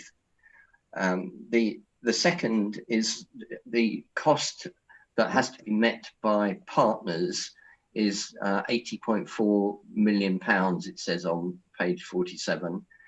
But what I can't see is what our contribution would be and how that compares with what we're currently paying. Because if the amount that we're expected to contribute is going up significantly, this committee should be aware of it, and we should sign that off before we start signing off tactical plans. Thank you. Thank you, Councillor Wilson. So I guess there's three questions there. One is sort of the length of time on the more strategic plan, the cost implications, and and the climate change and the impact of climate change. Julia, did you want to come back? No problem. Okay, I'll take them in order. So the first question, that's totally understandable, I think, that the concern. So just drawing your attention to Appendix 2, and I'll just explain a little bit more about the long-term strategy, although I hasten to add that will come later as a paper and it isn't the focus of this paper. The idea is that we're not talking about just a strategy. By the end of that 10 to 15 years, there'll be a comprehensive plan for the fens. The reason it takes so long is because we're actually at phase 1 at the moment, and that's about to be completed. So that's why I think I may have another paper for you before Christmas. And that has looked at the baseline for the whole of the fens with all of the partners and has looked at all of it. He's used this fen tactical plan information and then is starting to look ahead to the future, but has looked at all of the costs that are likely to be needed in the longer term for those fens assets in terms of revenue and capital. It's costed all of that up. That's taken about a year, and so we're coming towards the end of that. The next stage is that there is no, believe it or not, no comprehensive modelling for the whole of the fens. So some IDBs have models of their drainage district, and the Environment Agency have models of their main rivers, but there is currently no flood model that incorporates all those different layers of protection, and that's something we need to work on as partners to make sure we have a really comprehensive picture of what flood risk is going to look like in the future and how a tidal surge, for example, would impact on an individual IDB area. Modelling, it's quite intensive, quite expensive, and takes quite a long time. The next stage then, still within section 1B on that chart, is to start engaging partners outside flood risk. So we have to then start to think about what the needs of agriculture, tourism, residents, communities, all sorts of different levels of industry and community, and get them involved to understand through phase 2 what people's vision for the fens is, because we all recognise as flood risk partners that we do our job. We're not the primary reason. So flood risk is not the be all and end all in the fens. We do our flood risk job to enable other things. We enable the economy and we enable people to live in those areas. So we can't say flood risk will look like this, and therefore you can or can't have that development or that road or that existing or new settlement. That's obviously totally inappropriate. So what we're saying is we need to know from all of those partners, which would include all scales right up to government, given the impact of this region as the breadbasket of the UK, we need to understand what people want from the fens in the next 100 years, and then we need to work out how we achieve that and what flood risk management is needed and how much that will cost, and then we also have to work together to work out how we will fund that.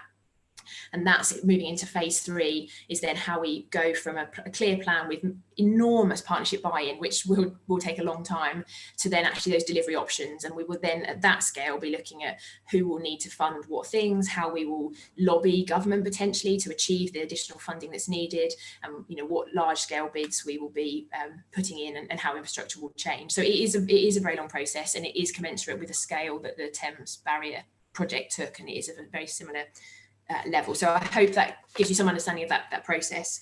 In terms of level question 2, which is about climate change, so there's been a lot of debate about this. So the agreement within the technical partners, so the IDBs and the Environment Agency and the consultants that have been involved, is that the significant climate change impacts, in terms of ones that the current assets cannot cope with, will not be felt in the next 10 to 15 years.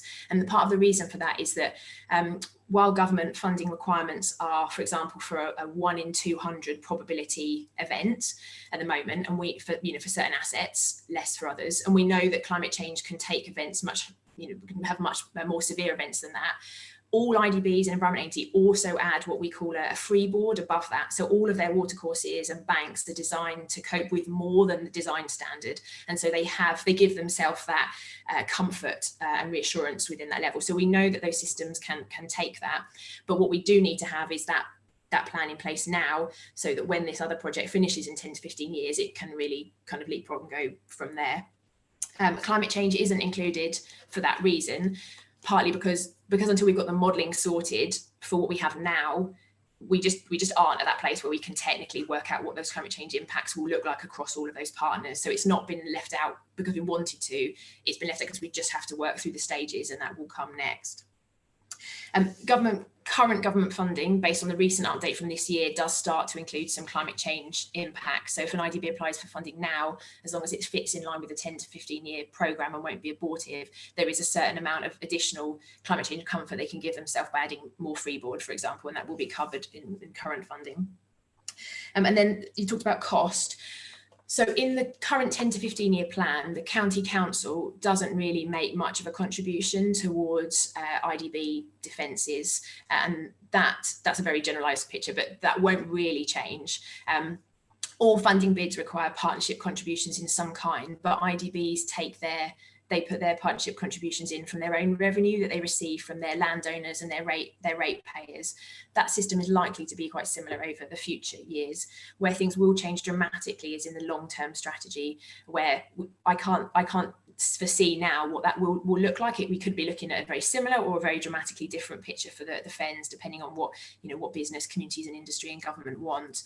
And therefore it is possible based on the current criteria for what funding we could get for those defences, that there would be a very big gap in funding, depending on what we need.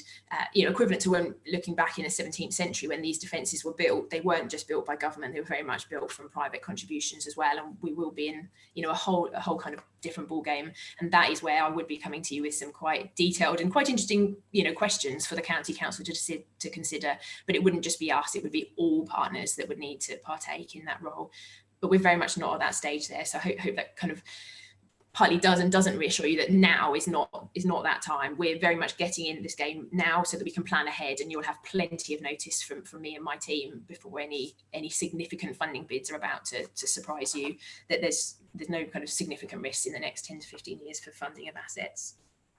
Thank you, Julia. I think we've covered Thank you very much. I will come back to you, Graham, very quickly. And do we have a subsequent question? Well, I just wanted to summarise that and just make sure I got it absolutely clear.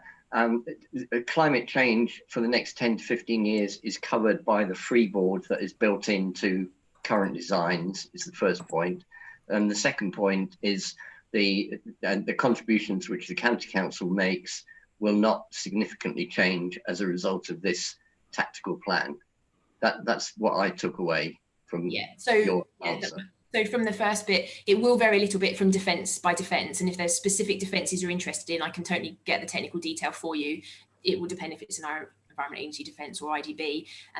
But in general, yes, they all are, asset owners have built in some additional freeboard to cover themselves for climate change and anything that isn't already covered in terms of what they're allowed to plan for. And yes, that's right about the tactical plan. This new plan won't make any significant difference. We might choose to contribute to a scheme run by the IDB or the EA, and that would be up to us. And I would come back to committee to ask for their input to that. But there's no requirements to make any changes to our contributions through this paper.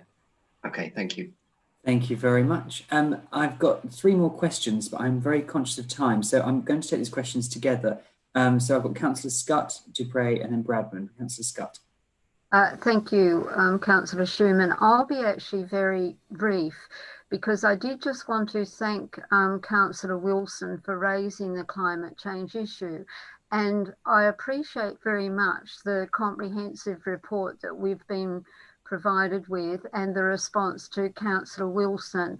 But I do have to say that I'm somewhat astonished at the conclusion that climate change is not going to really impact within the next 10 years, because we only have to look at what's happened to the Arctic, and the Arctic has changed its configuration significantly. What is being said is that the Arctic now is more water than it is ice. At least that's my reading of the latest available scientific information.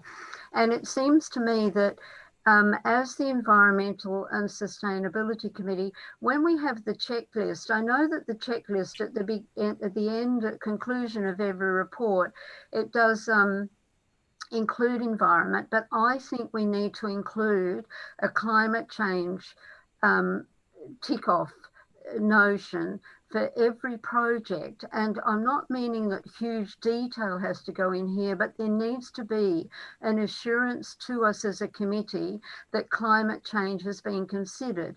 And this would be an implication in terms of every planning project, in terms of every housing project, in terms of everything that is being done. Everything, for example, that we've discussed this morning that's been on the agenda. And therefore I just simply do think that we need to treat climate change really seriously. I'm not suggesting that the officer is not, but I just think that more emphasis on it needs to be considered. And I'll conclude on this point.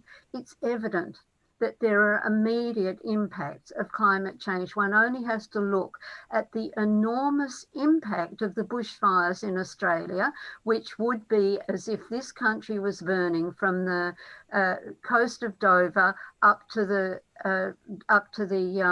division with the border with Scotland. And if we look at what's happening in California, it's enormous what's happening over there. Now, therefore, if that's what's happening in terms of those countries, in terms of climate change, this country must be principally affected too. And as I said, that's my conclusion, but I come back to this. I think that we actually need to have this an item on climate change on every aspect that we deal with as an environmental committee. Thank you.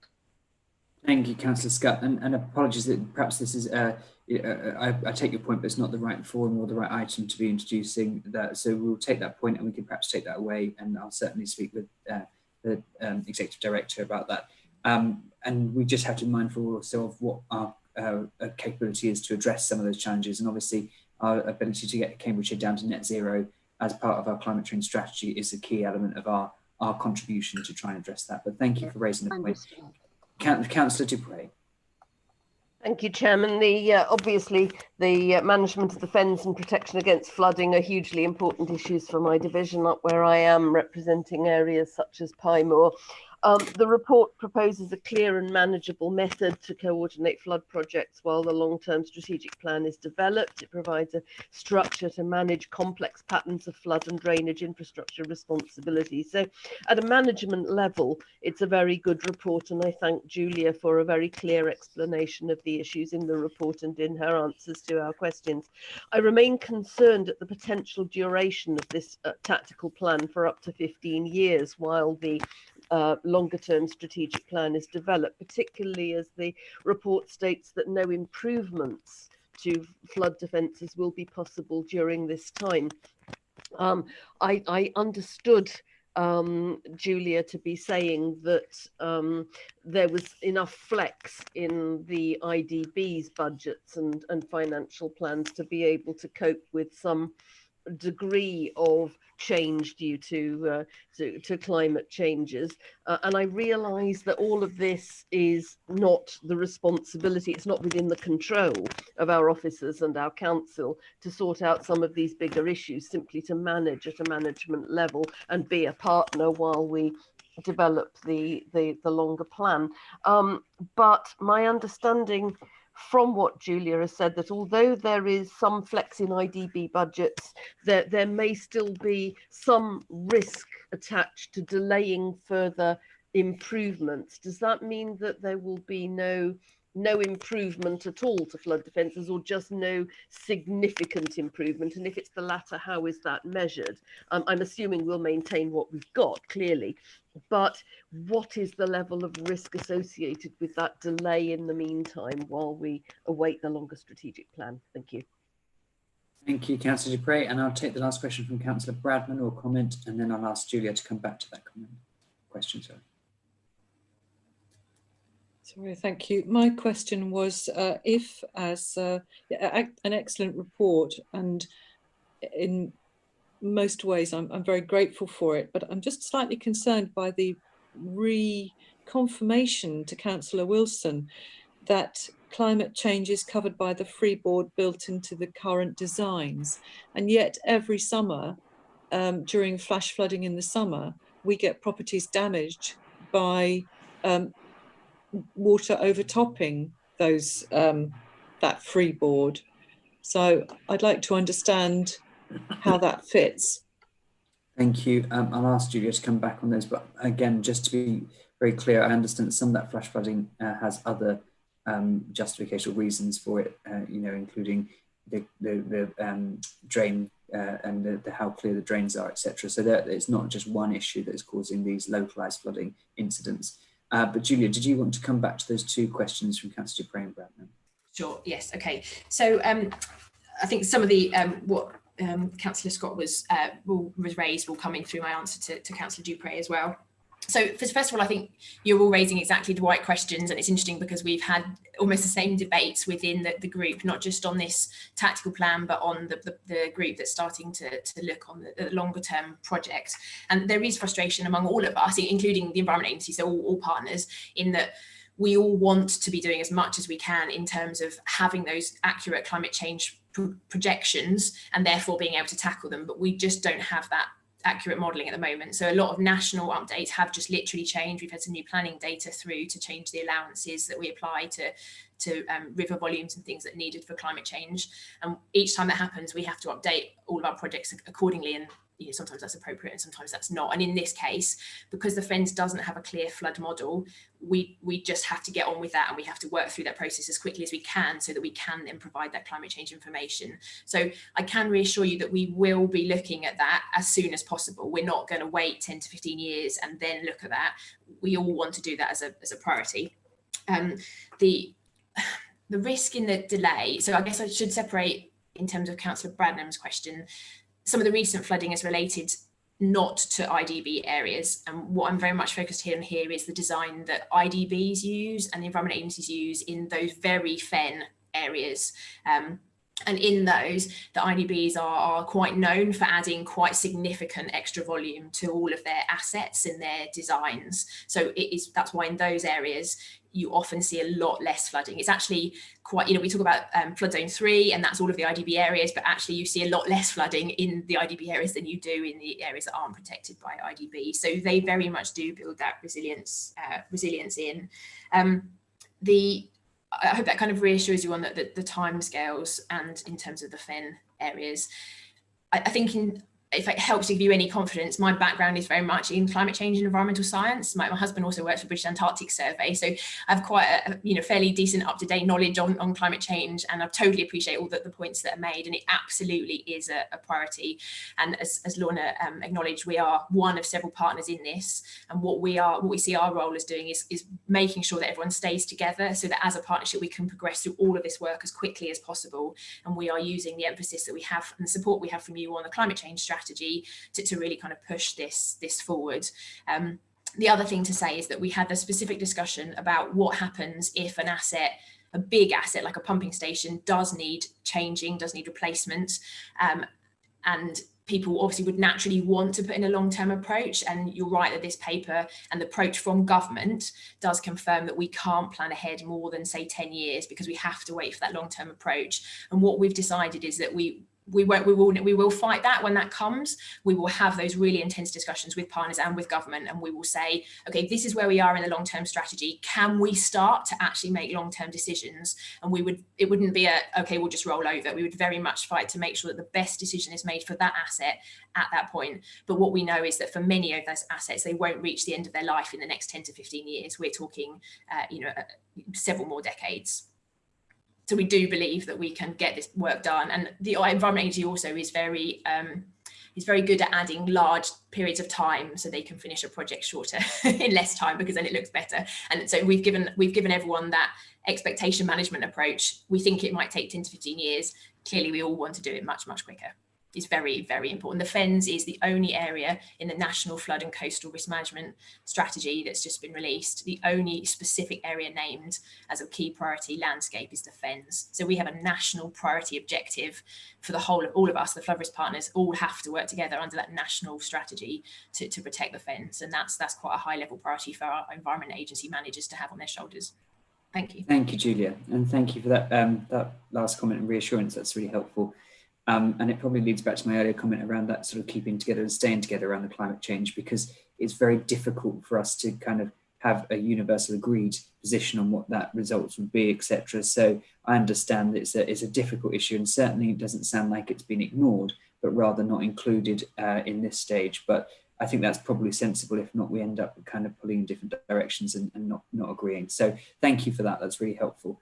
Thank you for those comments, members. Again, I haven't heard any comments that to the contrary about supporting the consultation response. And so I intend to take that. I'm mindful that during that discussion, as earlier indicated, Councillor Scott has had to leave. So I will take that as unanimously supported unless I have an indication from members by the participant hands or the no voting on your list. Councillor Bradnam, I believe that's just a legacy hand, and then I refer to on the screen. That's fine. Legacy hand. Thank you very much. So that's with no further indication. That's great. I will then accept or take that as unanimously supported, those recommendations. Thank you very much, Julia. I'm mindful of time, members, so we'll move swiftly on to our next agenda item, which agenda item number 8. I do intend, with permission, and then this is a last minute change by myself, to ask Juliet Richardson if we can take both agenda item 8 and 9 together in the introduction, and because they are very similar papers, but just different phasing of the Northstowe development. So these papers 8 and 9 are Northstowe phase 3A and 3B, outline planning application consultation response. And I'd like to invite Juliet Richardson, the Business Manager for Growth and Development, to introduce those reports together and obviously highlight any difference if possible. Thank you, Juliet. Good morning, everybody. I was going to take them together anyway. We did have some discussion whether they should have been one report or two.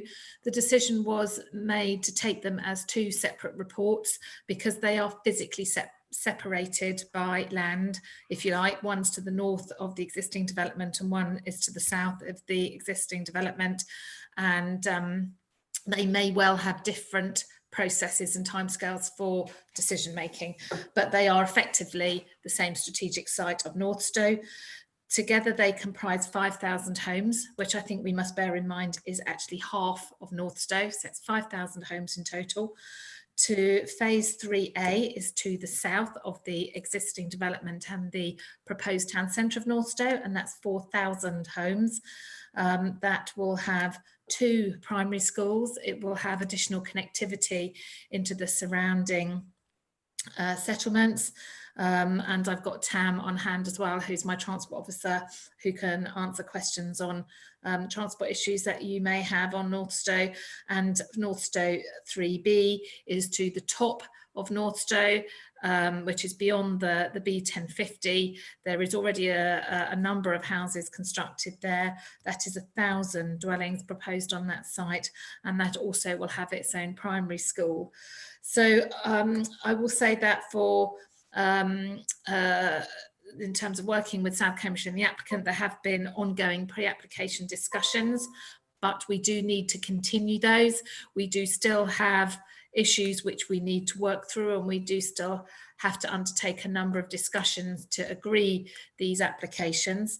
I would suggest that very much this is a report giving an update on where we are in terms of this determination. It's certainly not a fait accompli, shall I say. We don't have to date a completed TA, therefore we can't actually work out precisely what our mitigation is in transport, and we are still looking at education issues we have on the site as well. And there's also ongoing discussions about archaeology and the timing of archaeology.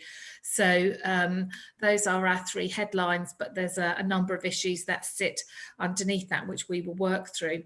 So my proposition is that following today's committee, we send a holding objection back to South Cambridgeshire saying that we are working well, we're working with the applicant, but at the present time, we still have to continue those discussions, and we still have to put together a set of Section 106 requests that will go before the local planning authority, and I would suggest that that needs to come back to members in order that that can be agreed and determined. So it's very much a state of the nation, might I suggest, at Northstowe, and an information for members that this is these comprise 2 very important applications which do comprise 50% of Northstowe. The development strategy of which has mostly been set, but obviously as we go through the development of Northstowe, which was initially predicated from a development strategy in 2012, we do need to consider how the town grows and expands and actually place makes, I might suggest, as we go on. So this is very much a line in the sand as where we are, and we very, very much accept, and we knew when we brought these to you that we would not yet have all the answers, and we wouldn't be able to give these applications a clean bill of health in terms of county service areas. I'm happy to take questions. Thank you, Juliet. Before I take any questions, I have been notified by Councillor Hudson. He has a few words he wishes to say, and I believe proposing an alternative set of recommendations, which may be along the lines of what you've just been suggesting, Juliet. So I'll hand over to Councillor Peter Hudson. Thank you, Peter. Thank you very much, Chair. Both agenda items 8 to 9, as you say, are so very similar and in some instances mirror each other. However, I fully understand and appreciate the need and the reasons for them to be separate items. And I thank you for allowing us to talk about these two agenda items as one. And I would also hope, sir, please, that you may give me the courtesy of taking, if required, perhaps a little longer than officially allowed to speak on these papers, given the unprecedented circumstances I've found myself in this last few days. As I go on, I'd just like to, I'm sure I don't have to remind the elected members and the members of this committee on the County Council Constitution, but I'll just spend a couple of 3 minutes just going over a few points, just so they can fully remember. I'm talking about paragraph 10 in section 5.3, member officer relations and keeping local members informed. I'll be starting with paragraph 10.1. To enable local members to carry out their divisional role effectively, members will be fully informed as early as possible about matters affecting their division. Senior officers must ensure that effective and timely arrangements are in place to inform members of such matters, thus allowing them to promote and develop their representative role. Local members shall also be kept informed, please excuse me. Local members should also be kept informed about matters affecting their division during the formative stages of policy development and discussion at informal meetings. And this enables local members to contribute to the decision-making process.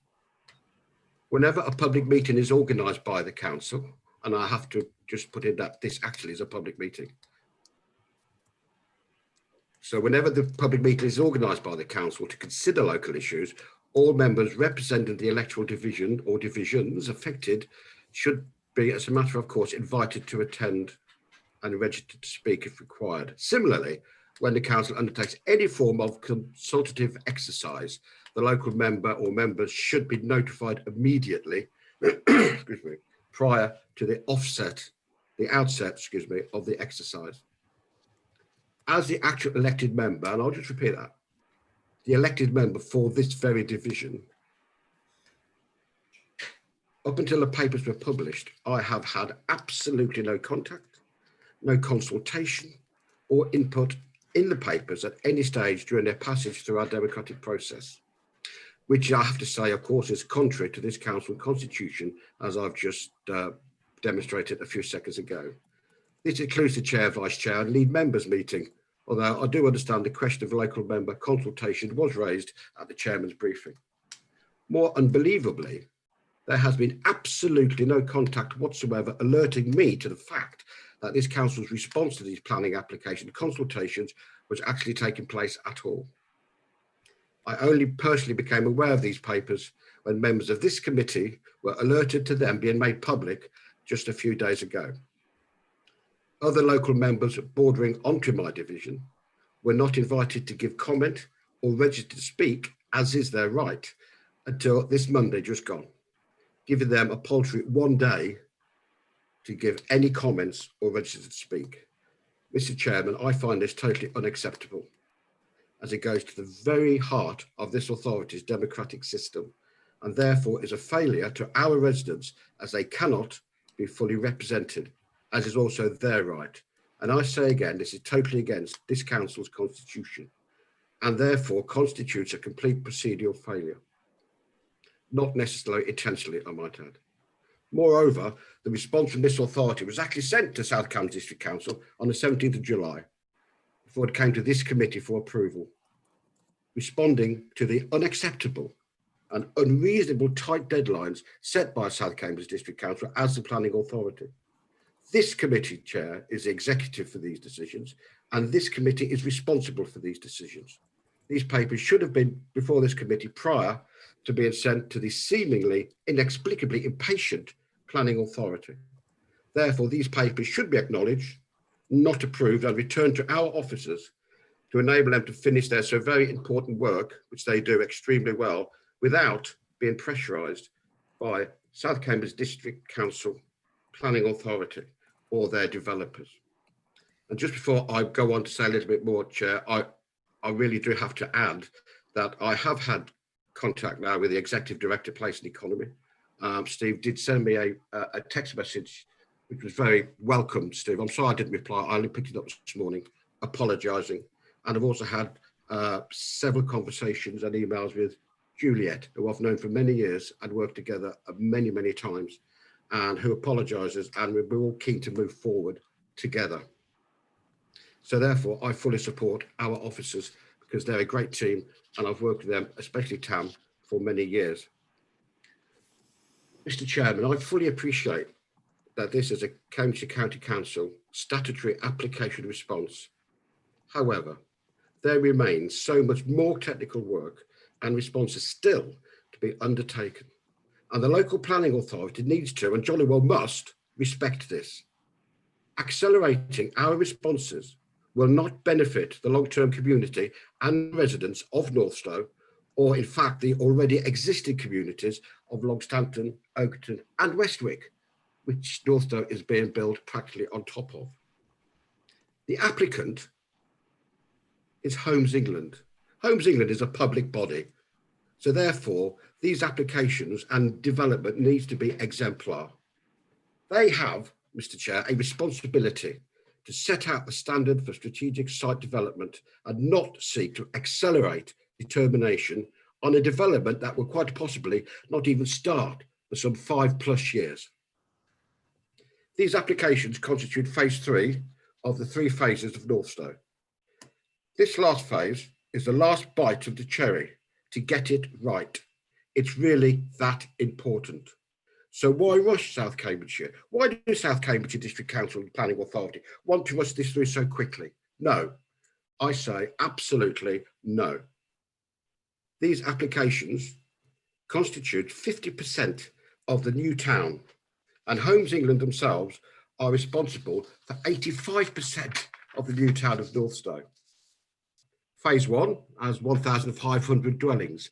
It has approximately 600 occupations, and one doesn't need the brains of an ecclesiastical person to realise that's less than 50%. Phase 2 has 3,500 dwellings planned, including, of course, the town centre. The first developer, Urban Splash, has now appeared on site, but have not started. No spades have left the shed. No sod has been turned. Therefore, no occupations expected for some considerable time within phase 2. We're talking about phase 3, A and B. At the bottom, right next to Oakington, and at the top, right next to phase 1 on Station Road, Longstanton. This is 5,000 homes. At 2.5 average per home is 12,500 residents, but we all know that will be closer to 14 or 15,000 residents. Every house will have a car. Every house will not have 1.75 cars. Every house will have at least 2 cars. You can look at the guided bus. You can talk about bicycles and bicycle lanes and everything we all talk about and encourage people to do, but there will still be these vehicles at these houses. These applications need to be considered within the context of both phases 1 and 2, understanding they are separate applications, but they share physical and social, education and community infrastructure. These applications are about placemaking. Comprehensive development needs to be a priority. Cohesive and well-served communities should emerge from this site. Education, transport, archaeology require proper and due consideration given the time to do that due consideration. The work needs to ensure any consent is able to be implemented and we are not just kicking the can down the road. And I understand that because of ongoing work, Section 106 cannot yet be concluded. This must be returned to committee or delegated to chair, vice chair with, and I repeat, with local member consultation to agree any appropriate mitigation. There is, Mr. Chairman, so much work our officers need to complete to fully address this consultation, and they must be allowed that time. and not suffer from undue pressure from the planning authority to complete it early to the detriment and the well-being of our residents. A couple of small examples that really must be ploughed into. The B1050 Station Road is going through phase 1 Northstowe. This has already been identified, as Tam well knows, as a dangerous road with 2 pedestrian crosses that need to be crossed to access the schools. Phase 3B, 1,000 homes, feeds directly onto that road. They're absolutely next door, well, they're next door neighbours. Safe designs, safety audits, full safety audits are required. Excuse me. The Southern Access Road West has many complaints and concerns from the residents of Oakington and of Oakington Parish Council, and those, of course, of Westwick. All these and more need time to create the new communities that are safe and a great place to live in. So why the rush, South Cambridgeshire? You must wait. Our officers and engineers need the time to complete their work as they need to. As a coder, Mr. Chairman, I would like to put a proposition, and I would like to propose the following changes to the recommendations. So recommendation A will read, acknowledge the response set out in Appendix 1 and inform the planning authority that the response is incomplete and that extra time is required to complete it satisfactorily. Recommendation B is to delegate to the Executive Director, Place and Economy, with the Chairman and Vice Chairman of this committee, along with a local member, the authority to make minor changes to that final response. Thank you for your time, Chair. Thank you, Councillor Hudson. And before I bring in the other speakers, firstly, just to acknowledge your comments around the failure to consult with local members, and to firstly say that for any part on my part as chairman of the committee that allowed that to happen, I can pass on my sincere apologies, as I've already done so to you personally and other local members. And I know that this senior officers have also spoken with you to try and rectify that.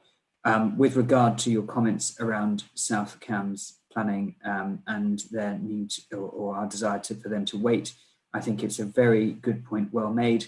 And I'm sure South Cambs will have no objection to waiting for a full consultation response, as I know they're very keen to make sure that all consultations have finished before they determined or consider planning applications, as is their duty as the planning authority, as pointed out by the inspectorate to them recently.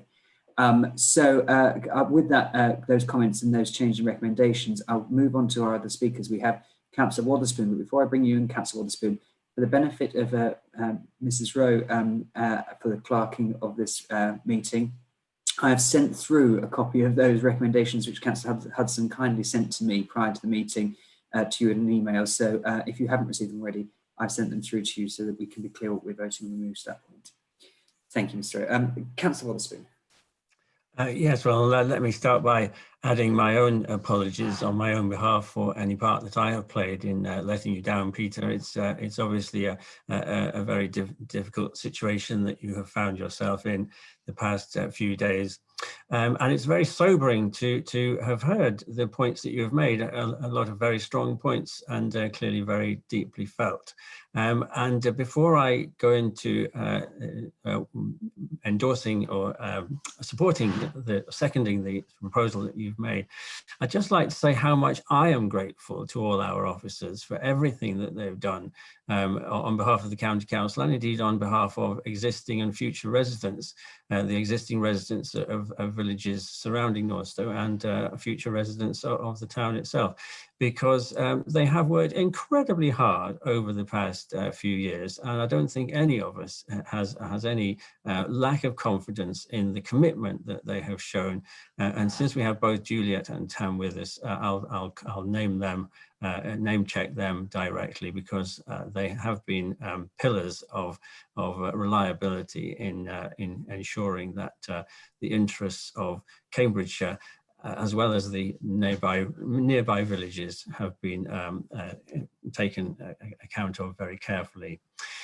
So yes, I am happy to second your proposition, Councillor Hudson, but I'm also mindful of the suggestion that Juliet herself made of emphasising that we have a holding objection. I think it is quite significant that we don't have an agreed transport assessment yet, and that is quite significant.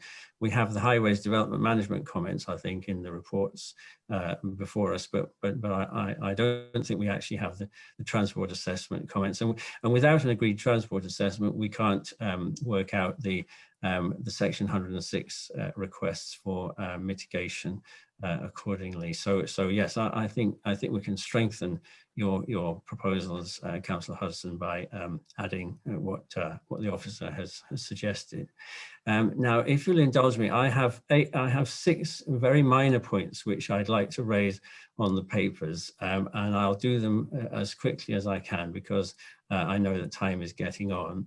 So on Northstowe 3A at page 71, paragraph 4.5, it refers to the Building for Life standard, and obviously that was applicable at the date of sending this on the 17th of July, Building for Life 12, that is. But 4 days later, Design for Homes launched Building for a Healthy Life, incorporating putting health into place, and a few suggestions arising from the COVID-19 experience. And that document was strongly endorsed by Homes England, the applicants here, citing their own urban splash parcel called Inholm, which is a Danish word meaning island in the marshes, a development by Procter and Matthews Architects, and it won one of the Housing Design Awards this year, and they cite that as an example of good practice.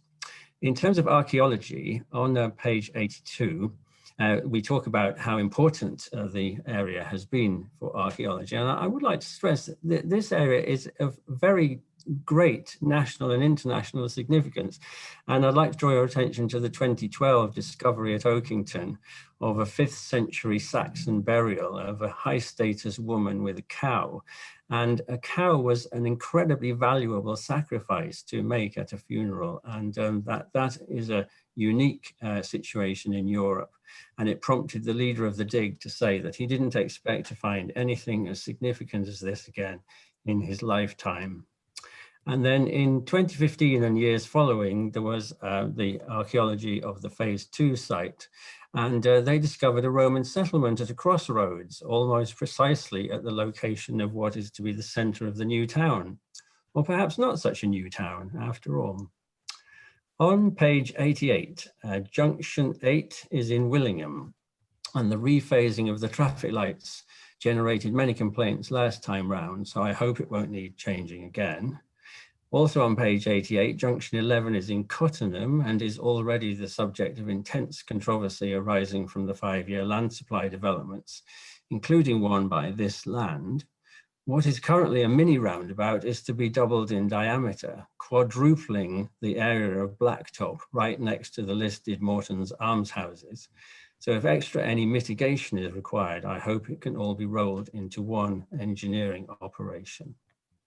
On the following page, 89, it says, it is unclear why the North Arm is so sited with a reverse alignment from Dry Drayton Road West to the Southern Access Road East, brackets North, with the exception of a future proposal to achieve a 4th arm on the northeast of the circulatory, which is not a material consideration at this time. I think what is unspoken there is that there's an awful lot of land between the A14 and Longstanton and Oakington, and it's obviously, there's a sort of suspicion there that there might be a long-term plan to develop some of that as Northstowe might double, triple, quadruple in size, who knows. On page 90, it points out that figure 6.9 appears to be missing the northern arm of the Southern Access Road West Eastern roundabout, and adds amusingly that it appears to be a feature, or rather a lack of a feature, across a number of diagrams. Now, the Cambridge Equality Panel, when it reviewed these 2 applications, they did express some concern about the urban design implications of a cluster of roundabouts in close proximity. And I know that officers are pursuing the design implications of the roundabouts, particularly the risk of queuing between one roundabout and another, which obviously wouldn't be at all satisfactory. And then finally, moving into North Stowe Phase 3B, on page 102, it points out that floods and water comments have been provided separately. Now, the County Council has been sent a fairly long letter last Thursday from Graham Moore, the planning engineer for the middle level commissioners, raising about a dozen fairly agitated concerns about the impacts on the Swavesey drain system, which passes across Mare Fen and through Webb's Hole Sluice into the Great Ouse. And I know officers are taking this letter very seriously, and I'm sure it will be part of the further work that we will now have time to do in polishing and augmenting the responses that we have already sent. Thank you very much. Thank you, Councillor Wotherspoon, and thank you for those comments. I'm sure they've been noted by Juliet as and other officers as they've been made. And with the revised recommendation as tabled by Councillor Hudson, hopefully we'll have ample opportunity for both yourself and I as chairman of this committee, along with local members, and actually I invite all members of this committee and across the council to submit further comments on the consultation for officers to consider in the time that we're now giving ourselves to respond to South Cambs. Lastly, to make the point that I think you make a very good point around Juliet's recommendation to South Cambs. And so with Councillor Hudson's permission, and I'll look to him when before we go to the vote, to include a line under the revised recommendations at the end of recommendation A, which would state, so the sentence would read, when complete, return to this committee for approval, and until such time the county register a holding objection on these applications. So just emphasising Juliet's point and yours, Councillor Wotherspoon, that we would register those holding objections, and until such time we've been able to respond fully. And as I said, I'll look to Councillor Hudson before I put that to the vote. Councillor Dupre, did you have a comment? Chairman, yes. I've been asked by colleagues whether it might be possible to have a 5-minute break, firstly for comfort reasons, and second that Councillor Hudson's suggestions, I don't think they have the status of proposals because he's not a member of the committee, could be provided in writing so that we can actually consider them in written form, because this is very important. However, if you're drawing things to a close, as I think you might be, then I'm happy to speak quickly, but I would want briefly, but I would want to see the suggested change to this in writing so that we are clear what we're agreeing, because I'm still not quite clear what those changes are in their entirety. Is it possible to have a brief adjournment while we have that written information provided to us? Thank you. I mean, my intention was to try and bring this to a close simply because, the recommendation now is that we would go away at work on this further and potentially bring something back to committee. And can I check with Juliet that that's the case? Just to clarify there, Councillor Dupre, on your first comment, Councillor Hudson is indeed a member of this committee. He's not just a public local member. So I apologise. Completely overlooked. He sorry to disappoint you. Well, there we are. We all have our crosses to bear. Yes, I'm sorry. I completely overlooked that. He was speaking so fervently as a local member. I had forgotten he was a member of the committee. So yes, I withdraw that entirely. If you're drawing to a close, then I would want to see.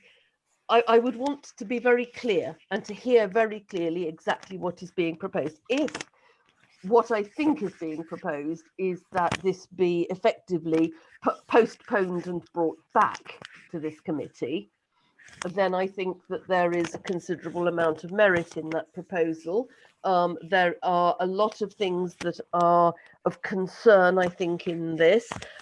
There's the effect of increasing the section 106 ask and the effect that has on the ability to provide 40% affordable housing. There's the whole Southern Access Road East, and I agree with the comments in agenda item 8 on phase 3A that although this is an outlining application, it's important. It's so important that we would want to see more detail, I think, even if this is an outline application with all matters reserved. I think also there is concern, certainly about the inadequacy of the green separation between the application at 3A and the communities of Oakington and Westwick. There is also, I think, the fact that the county council is a landowner for phase 3B, and that doesn't seem to be referenced in the report anywhere or in the response. And also concern that the highways design there has not seen much public engagement either. I mean, I understand politically the need for Councillor Hudson to be seen to bash South Cambridgeshire District Council over this, and that's what that is, and I think we need to acknowledge that.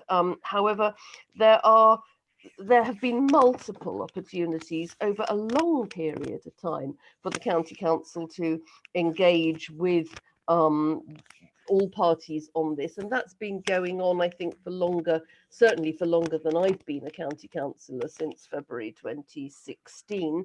So none of this is in that degree a surprise, surely, either to Councillor Hudson or to anybody else. The county has been a long-standing member of various meetings that have been working on all these issues over a very long time. And if I were the local member for Longstanton and for Northstowe, I would have been maintaining a keen and eager interest in wanting to know from the county council what its plans were for submitting to this. However, that being said, I do agree that there are a lot of outstanding issues that really mean that this response needs to be reviewed, and that we need to be asking for more time to do that properly if we're going.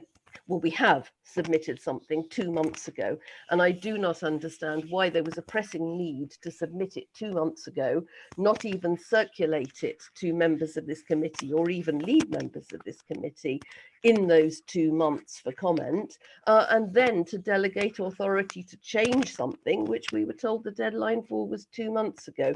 None of that procedurally and in governance terms makes any sense, and therefore I am very eager to see us have the opportunity to have a second go at this, to address some of those issues, to include reference to some of those points in these responses where that isn't happening, and for this committee to see this again and make a revised submission on the basis of all that has been said so far in this meeting. And if that is the thrust of what Councillor Hudson is proposing, then I would support that. Thank you. Thank you to Councillor Spray. And before I bring Councillor Hudson, Juliet, can I check on timings on this? Now, obviously, timings it's a funny request or question because timing's passed. You know, we've been asked to submit a response and we have, and we're now going to potentially, if this recommendation is approved, submit a holding objection. But if we were to bring something back to committee that we can finalise, is there a risk that we'll miss a significant milestone in this application? Well, I suppose, well, there's two things I want to say. First of all, just the recognition that the county is a landowner on part of the site, one of the application sites. I will say that my team is land ownership blind, and our committee reports don't ever acknowledge when we are landowners, because what we don't want to be seen is offering some form of favouritism or easy ride. So my team don't actually ever want to know who owns land, whether it is county land, because we treat all applications identically. So that is one reason why we don't put land ownership issues in. I think the wording revised is possibly also a little misleading because this is ongoing.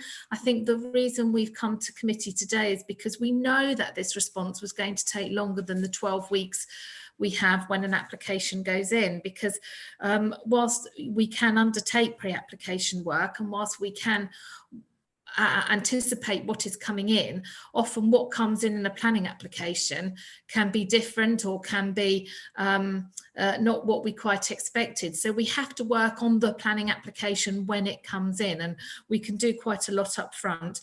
And obviously education and transport and other county service areas are critical, and the infrastructure takes a long time to put in as well. So I would suggest that it is it's not a revised, it's ongoing work and ongoing discussions to make sure that what we're doing is right and thorough with clarity and robust in what we're saying back. So certainly with the education and transport work, those discussions need to continue, and they're positive and they're proactive, and we need to make sure that what we're putting in is exactly right. So but I agree with the recommendation that Peter has said, and I say I certainly apologise if my team has let local community engagement down, and we will make sure that we get that right as we go forward. And I say I've spoken with Peter about this, and we will make sure that we get it right going forward as well. Sorry, Juliet, just to be very clear, if we brought something back to committee meeting, which would be the following committee meeting, which is October. I would imagine it would be in the next few months. So what are we now? September. We would try for possibly December, if not January, to have a section 106 heads of terms agreed, bearing in mind the pressures we are going to have on viability. And as Councillor Dupre has indicated, the balance between affordable housing and infrastructure is one we have on every site, and we're almost certainly going to have it on this site, and that will be for our members to help us work through those issues. Okay, so I just really want to be very clear with, because at the minute the recommendation is that this is to be considered and amended in consultation with myself, the Vice Chair, and the Executive Director for Place and Economy, along with local members. And I just want to be clear that that's obviously Councillor Dupre suggesting we bring it back to committee, which is a different time frame potentially and has different implications. So that's what I'm trying to tease out, that if we do that, could we miss the window of opportunity for us to respond in a timely fashion at all to this response? I understand the consultation is closed, but that's still my understanding of, in East Cambs, and having sat as the chairman of planning, we will consider late submissions and quite happily include them in our considerations. But up until a point when, it's too late, i.e. it's kind of got to a stage where, too much time has passed. So I just want to be clear before we go to the vote on the recommendation of what we're asking for. And actually, before I bring you back in, Juliet, Councillor Hudson, is your recommendation. I'll perhaps go to you first. Thank you, Chair. I just want to confirm by actual wording. Recommendation A was to acknowledge the response set out in Appendix 1 and inform the planning authority that the response is incomplete and extra time is required to complete it satisfactorily. Plus the words from Julia, which I'm very happy with. What I did not say is that this needs to come back to committee, because I'm of the opinion that between the officers and ourselves, we have enough time to get this right and to save time. I don't think the papers need to come back to committee. Thank you very much, and thank you. That is a clear recommendation. So just with the addition on your recommendation A, that we're holding objection be placed, which is I think what Juliet was suggesting. Thank you. Councillor Dupre. Thank you, Chairman. That isn't, of course, the wording that has been emailed out to members of this committee in the last few minutes, and I'm quite concerned about this effectively.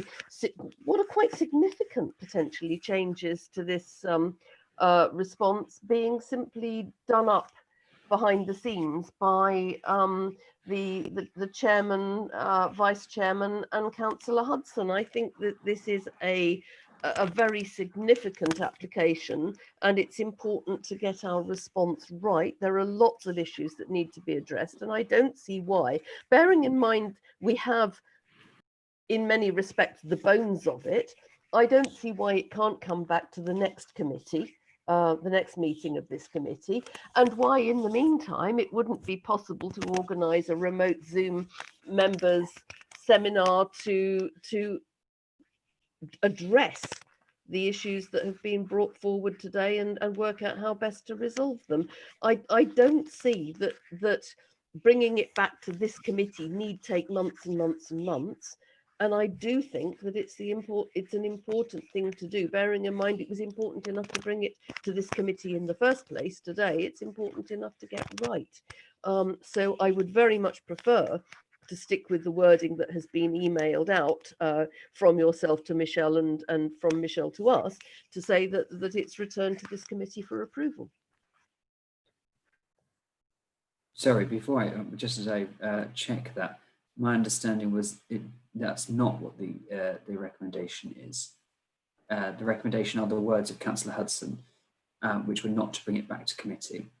So what you emailed out at 12:15 today to Michelle and's been emailed to us, it says, when complete, return to this committee for approval.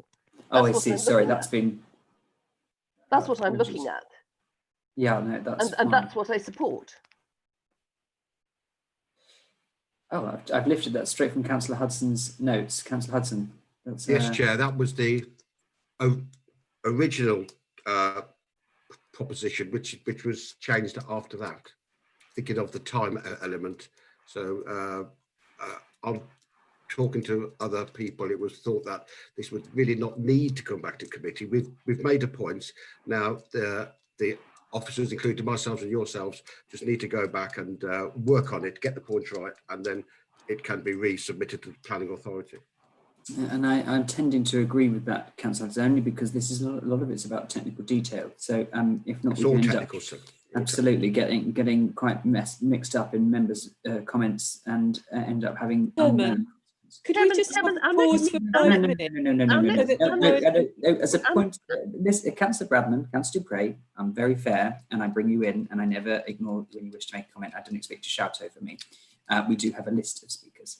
So I will go through that list, but before I do so, I asked Juliet Richardson before I come back to Councillor Hudson about the timeframes of this, and I just want clarity. Juliet, do you have any indication of when this may come to South Cambs Planning Committee? I don't think there's an intention to take it immediately, but I think they are looking to take it at some point this year, I would imagine. I mean, it's very difficult to understand how quickly we are going to work through what are effectively officer technical work in making sure that we can get the appropriate infrastructure in place for the right time. So they are, I would suggest, officer technical professional comments that need to be supplied back in terms of a response. It's a growth site which was approved close on 10 years ago in terms of principles. It is from my office's part a matter of making sure that we have the correct infrastructure to serve the 5,000 homes that are proposed, and that is by and large an officer technical response. Thank you very much. Councillor Hudson, can you please circulate to Michelle Rowe your amended recommendation just in the next couple of minutes, so that that can be given to all members, because I've obviously circulated an old draft which has caused confusion. I already have done that, Chair. Michelle, do you have it? I sent it last night quite late. As I will let Michelle look for that, and perhaps you could resend just in the next few minutes just to see if that can be found and circulated to all members. And just one point, Chair, I couldn't possibly have a comfort break because I've got another committee starting very soon. Thank you very much. I appreciate it. And you're chairing that meeting, so we can't have a comfort break. Councillor Dupre, you're next to indicate. Thank you. I think a 5-minute break while we look at the revised wording would help, because this is now getting very confusing. I note that we have meetings of this committee in both October and November in the diary, and I see no reason why this could not come back to this committee at either of those dates with that technical work done, perhaps November for Juliet's comfort, but that surely is in a reasonable time frame, and I do think it's important we look at this. Thank you, and I think that's a reasonable request, and unless there's significant challenge from the officers why that wouldn't be possible, then I am tempted to bring the final report back at a future meeting. Councillor Bradman.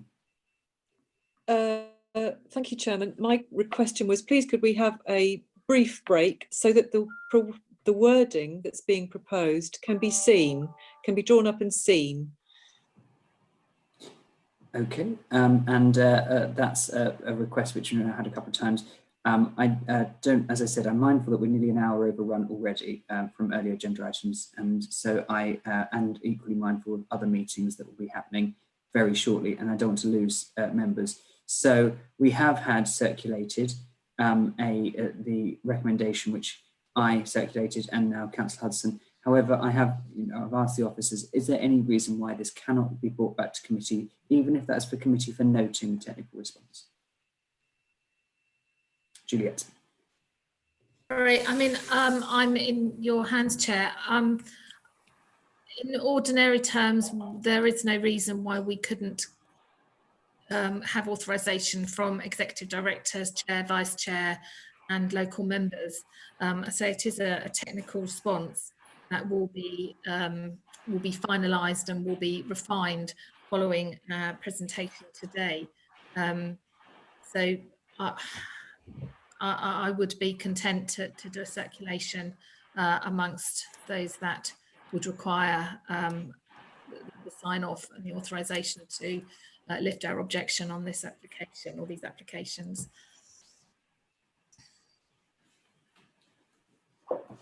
Okay, I understand that in all process. The difficulty is that we've had members that have requested it comes back to committee, and I'm trying to understand why that can't happen if that is the request. So if there is no reason why that can't happen, even if that means that the committee members will note the response at a future meeting and note the technical response, then I'm seeing no.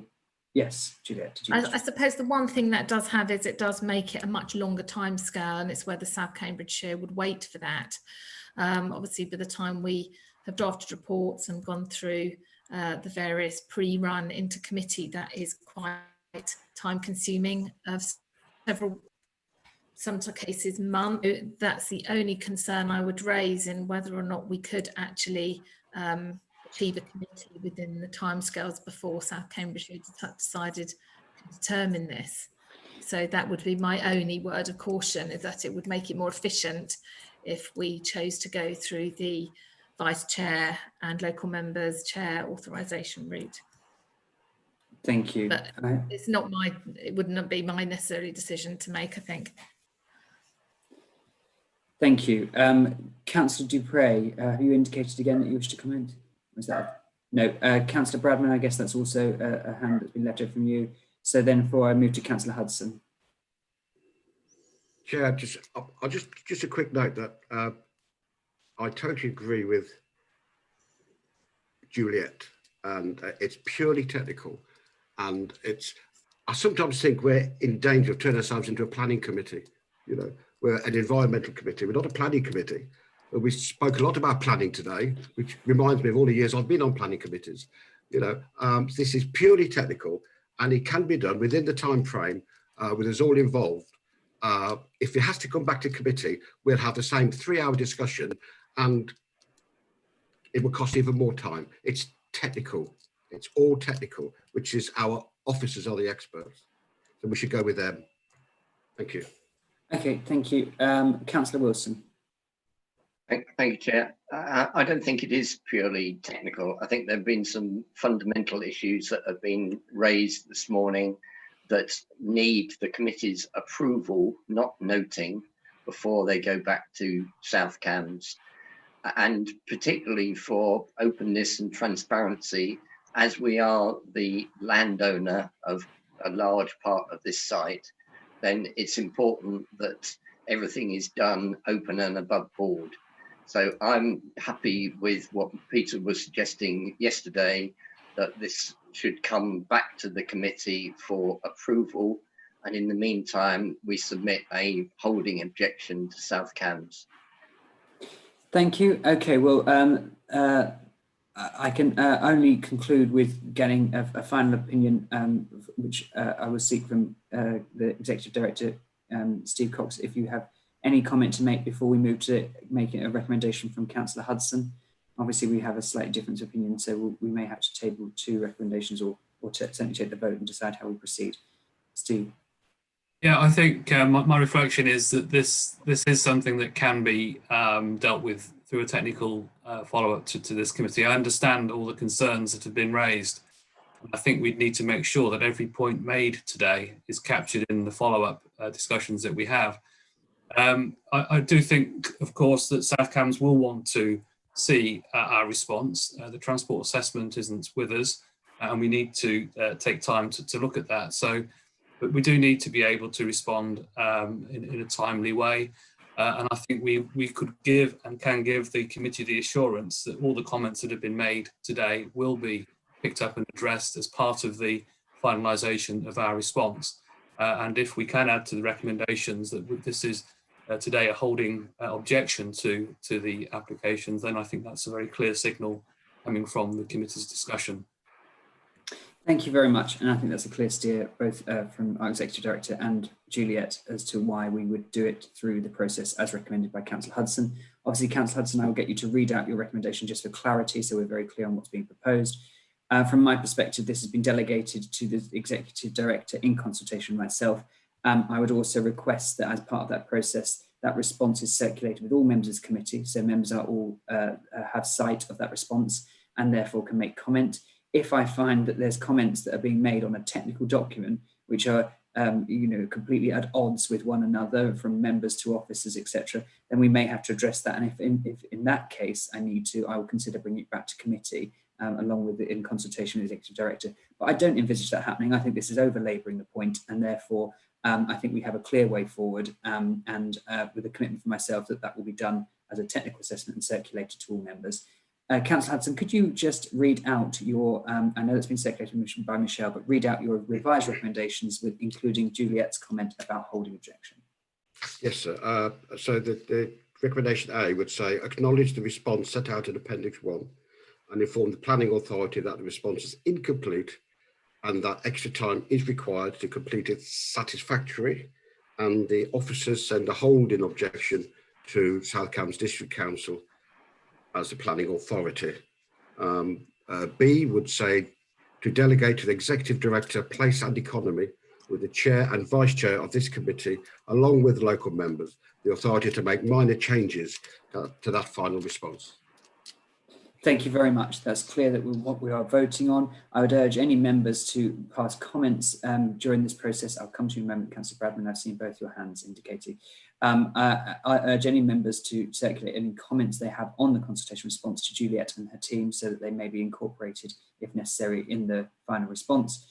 And also, just to make it very clear that I think the reference 2 or 3 times today to our ownership of a piece of land has indicated the absolute transparency during this process that we are not shying away from. But I liked and wish to again draw comment to Juliet's comment around, or a reference earlier to the fact that land ownership is not a consideration and that planning will not taking that into account when determining or responding to this consultation. So members, we have a recommendation. Councillor Bradnam, a comment from you before we move to the vote. Yes, I just wanted to correct the spelling of the last word. It should be an A, it should be satisfactorily. The response is incomplete and the extra time is required to complete it satisfactorily. Thank you very much. We'll note that slight adjustment. So with that being the case, that's duly proposed by Councillor Hudson, and I take that seconded by Councillor Wotherspoon, as he indicated earlier. And I note there was some dissent, so I will do a verbal. Can I be clear? These recommendations are applicable to agenda item 8 and 9. So just to be clear for members, that's what we're voting on. I will go through a list of names and a roll call and if you can indicate if you're voting for, against, or abstaining. Councillor Bradnam. Because I wish this to come back to committee for consideration, I shall be voting against. Okay, thank you. Councillor Dupre. The same reasons against. Thank you. Councillor Gardner. For. Thank you. Councillor Gowan. For. Councillor Hudson. For. Councillor Scott's now absent. Councillor Shooter. For. Councillor Wilson. Against. Councillor Wotherspoon. For. And myself, for. So that's 1, 2, 3, 4, 5 votes in favour and 3 against. Sorry, 6 votes in favour and 3 against, I believe, Michelle. Thank you very much. Then that is therefore carried on the recommendations 8 and 9. We now move on to agenda item number 10. And this is the agenda training plan and, I'll just get the proper title. This is the Environment Sustainability Committee agenda plan, training plan and appointments to outside bodies. And with the Democratic Service Manager, please report any changes to the agenda plan since its publication. I am not aware of any changes since publication, Chairman. Thank you. I note I would have a very quick comment to be made by Councillor Wotherspoon regarding the training plan. Councillor Wotherspoon. Yes, we have a session lined up for 28th, 29th or 30th of September, but I don't think any of us has been canvassed for any of those dates, and indeed it may be already too close to us for many members to make any of those 3 dates. So I'm just wondering whether we should perhaps shunt that into a different month. Thank you very much. And yes, I think it's possibly disappointingly, it's probably too late now to get canvas dates on that short notice. And so we may have missed the opportunity to carry out that training session. But I'll have to ask Steve Cox perhaps to go away and speak with the directors and assistant directors to try and reschedule or schedule that training in as soon as possible. But thank you for noting, Councillor Wotherspoon. I have no other comments. Oh, sorry, Councillor Wilson, I've noticed you've indicated. 3 quick things, please, Chairman. The first, I thought we were going to get monthly updates on COVID and the county's response. We haven't on adults. I just wanted to confirm that we're not going to be getting that anymore, but if there is anything exceptional to report, it will be provided verbally or we will get a paper. Secondly, there's no reference to the County Council's response to the recently published government white paper, Planning for the Future. Is the county planning to respond? And if so, will that report come to this committee? And thirdly, on the training plan, it refers to a November lead local flood authority. I think in view of what we've been talking about earlier about the tactical plan for the Great Ouse, it would be helpful if we had a session on the County Council's responsibilities in a major flood and how the County Council would respond and what members are expected to do to support it. Thank you very much. In very quick response, before I see if the officers wish to add to it, the COVID updates, yes, you're correct. They will, I understand they'll be reported by exception now and not as a standard item. 2, with regard to the white paper and something coming forward, yes and yes, the officers will be bringing something back at a future meeting. We need to include that in our training agenda plan, and we'll make sure that is included for the future training plan. And on your third point on the flooding, we note that and the emergency planning for flooding, which we can include in the training and incorporate that in the training event on November. So unless Steve or Quentin or anyone else has anything to add to that. No, thank you very much. Any further comments on the training plan, agenda plan and outside bodies appointment? No, I have no other indications. So that just that concludes our meeting, but just to end on a thanks to you all and apologies for the overrun of the meeting. And thank you particularly to our officers and democratic team. It hasn't been always easy, so thank you for keeping us in line on those elements. And I hope you all have a good day, rest of the day and weekend. Thank you.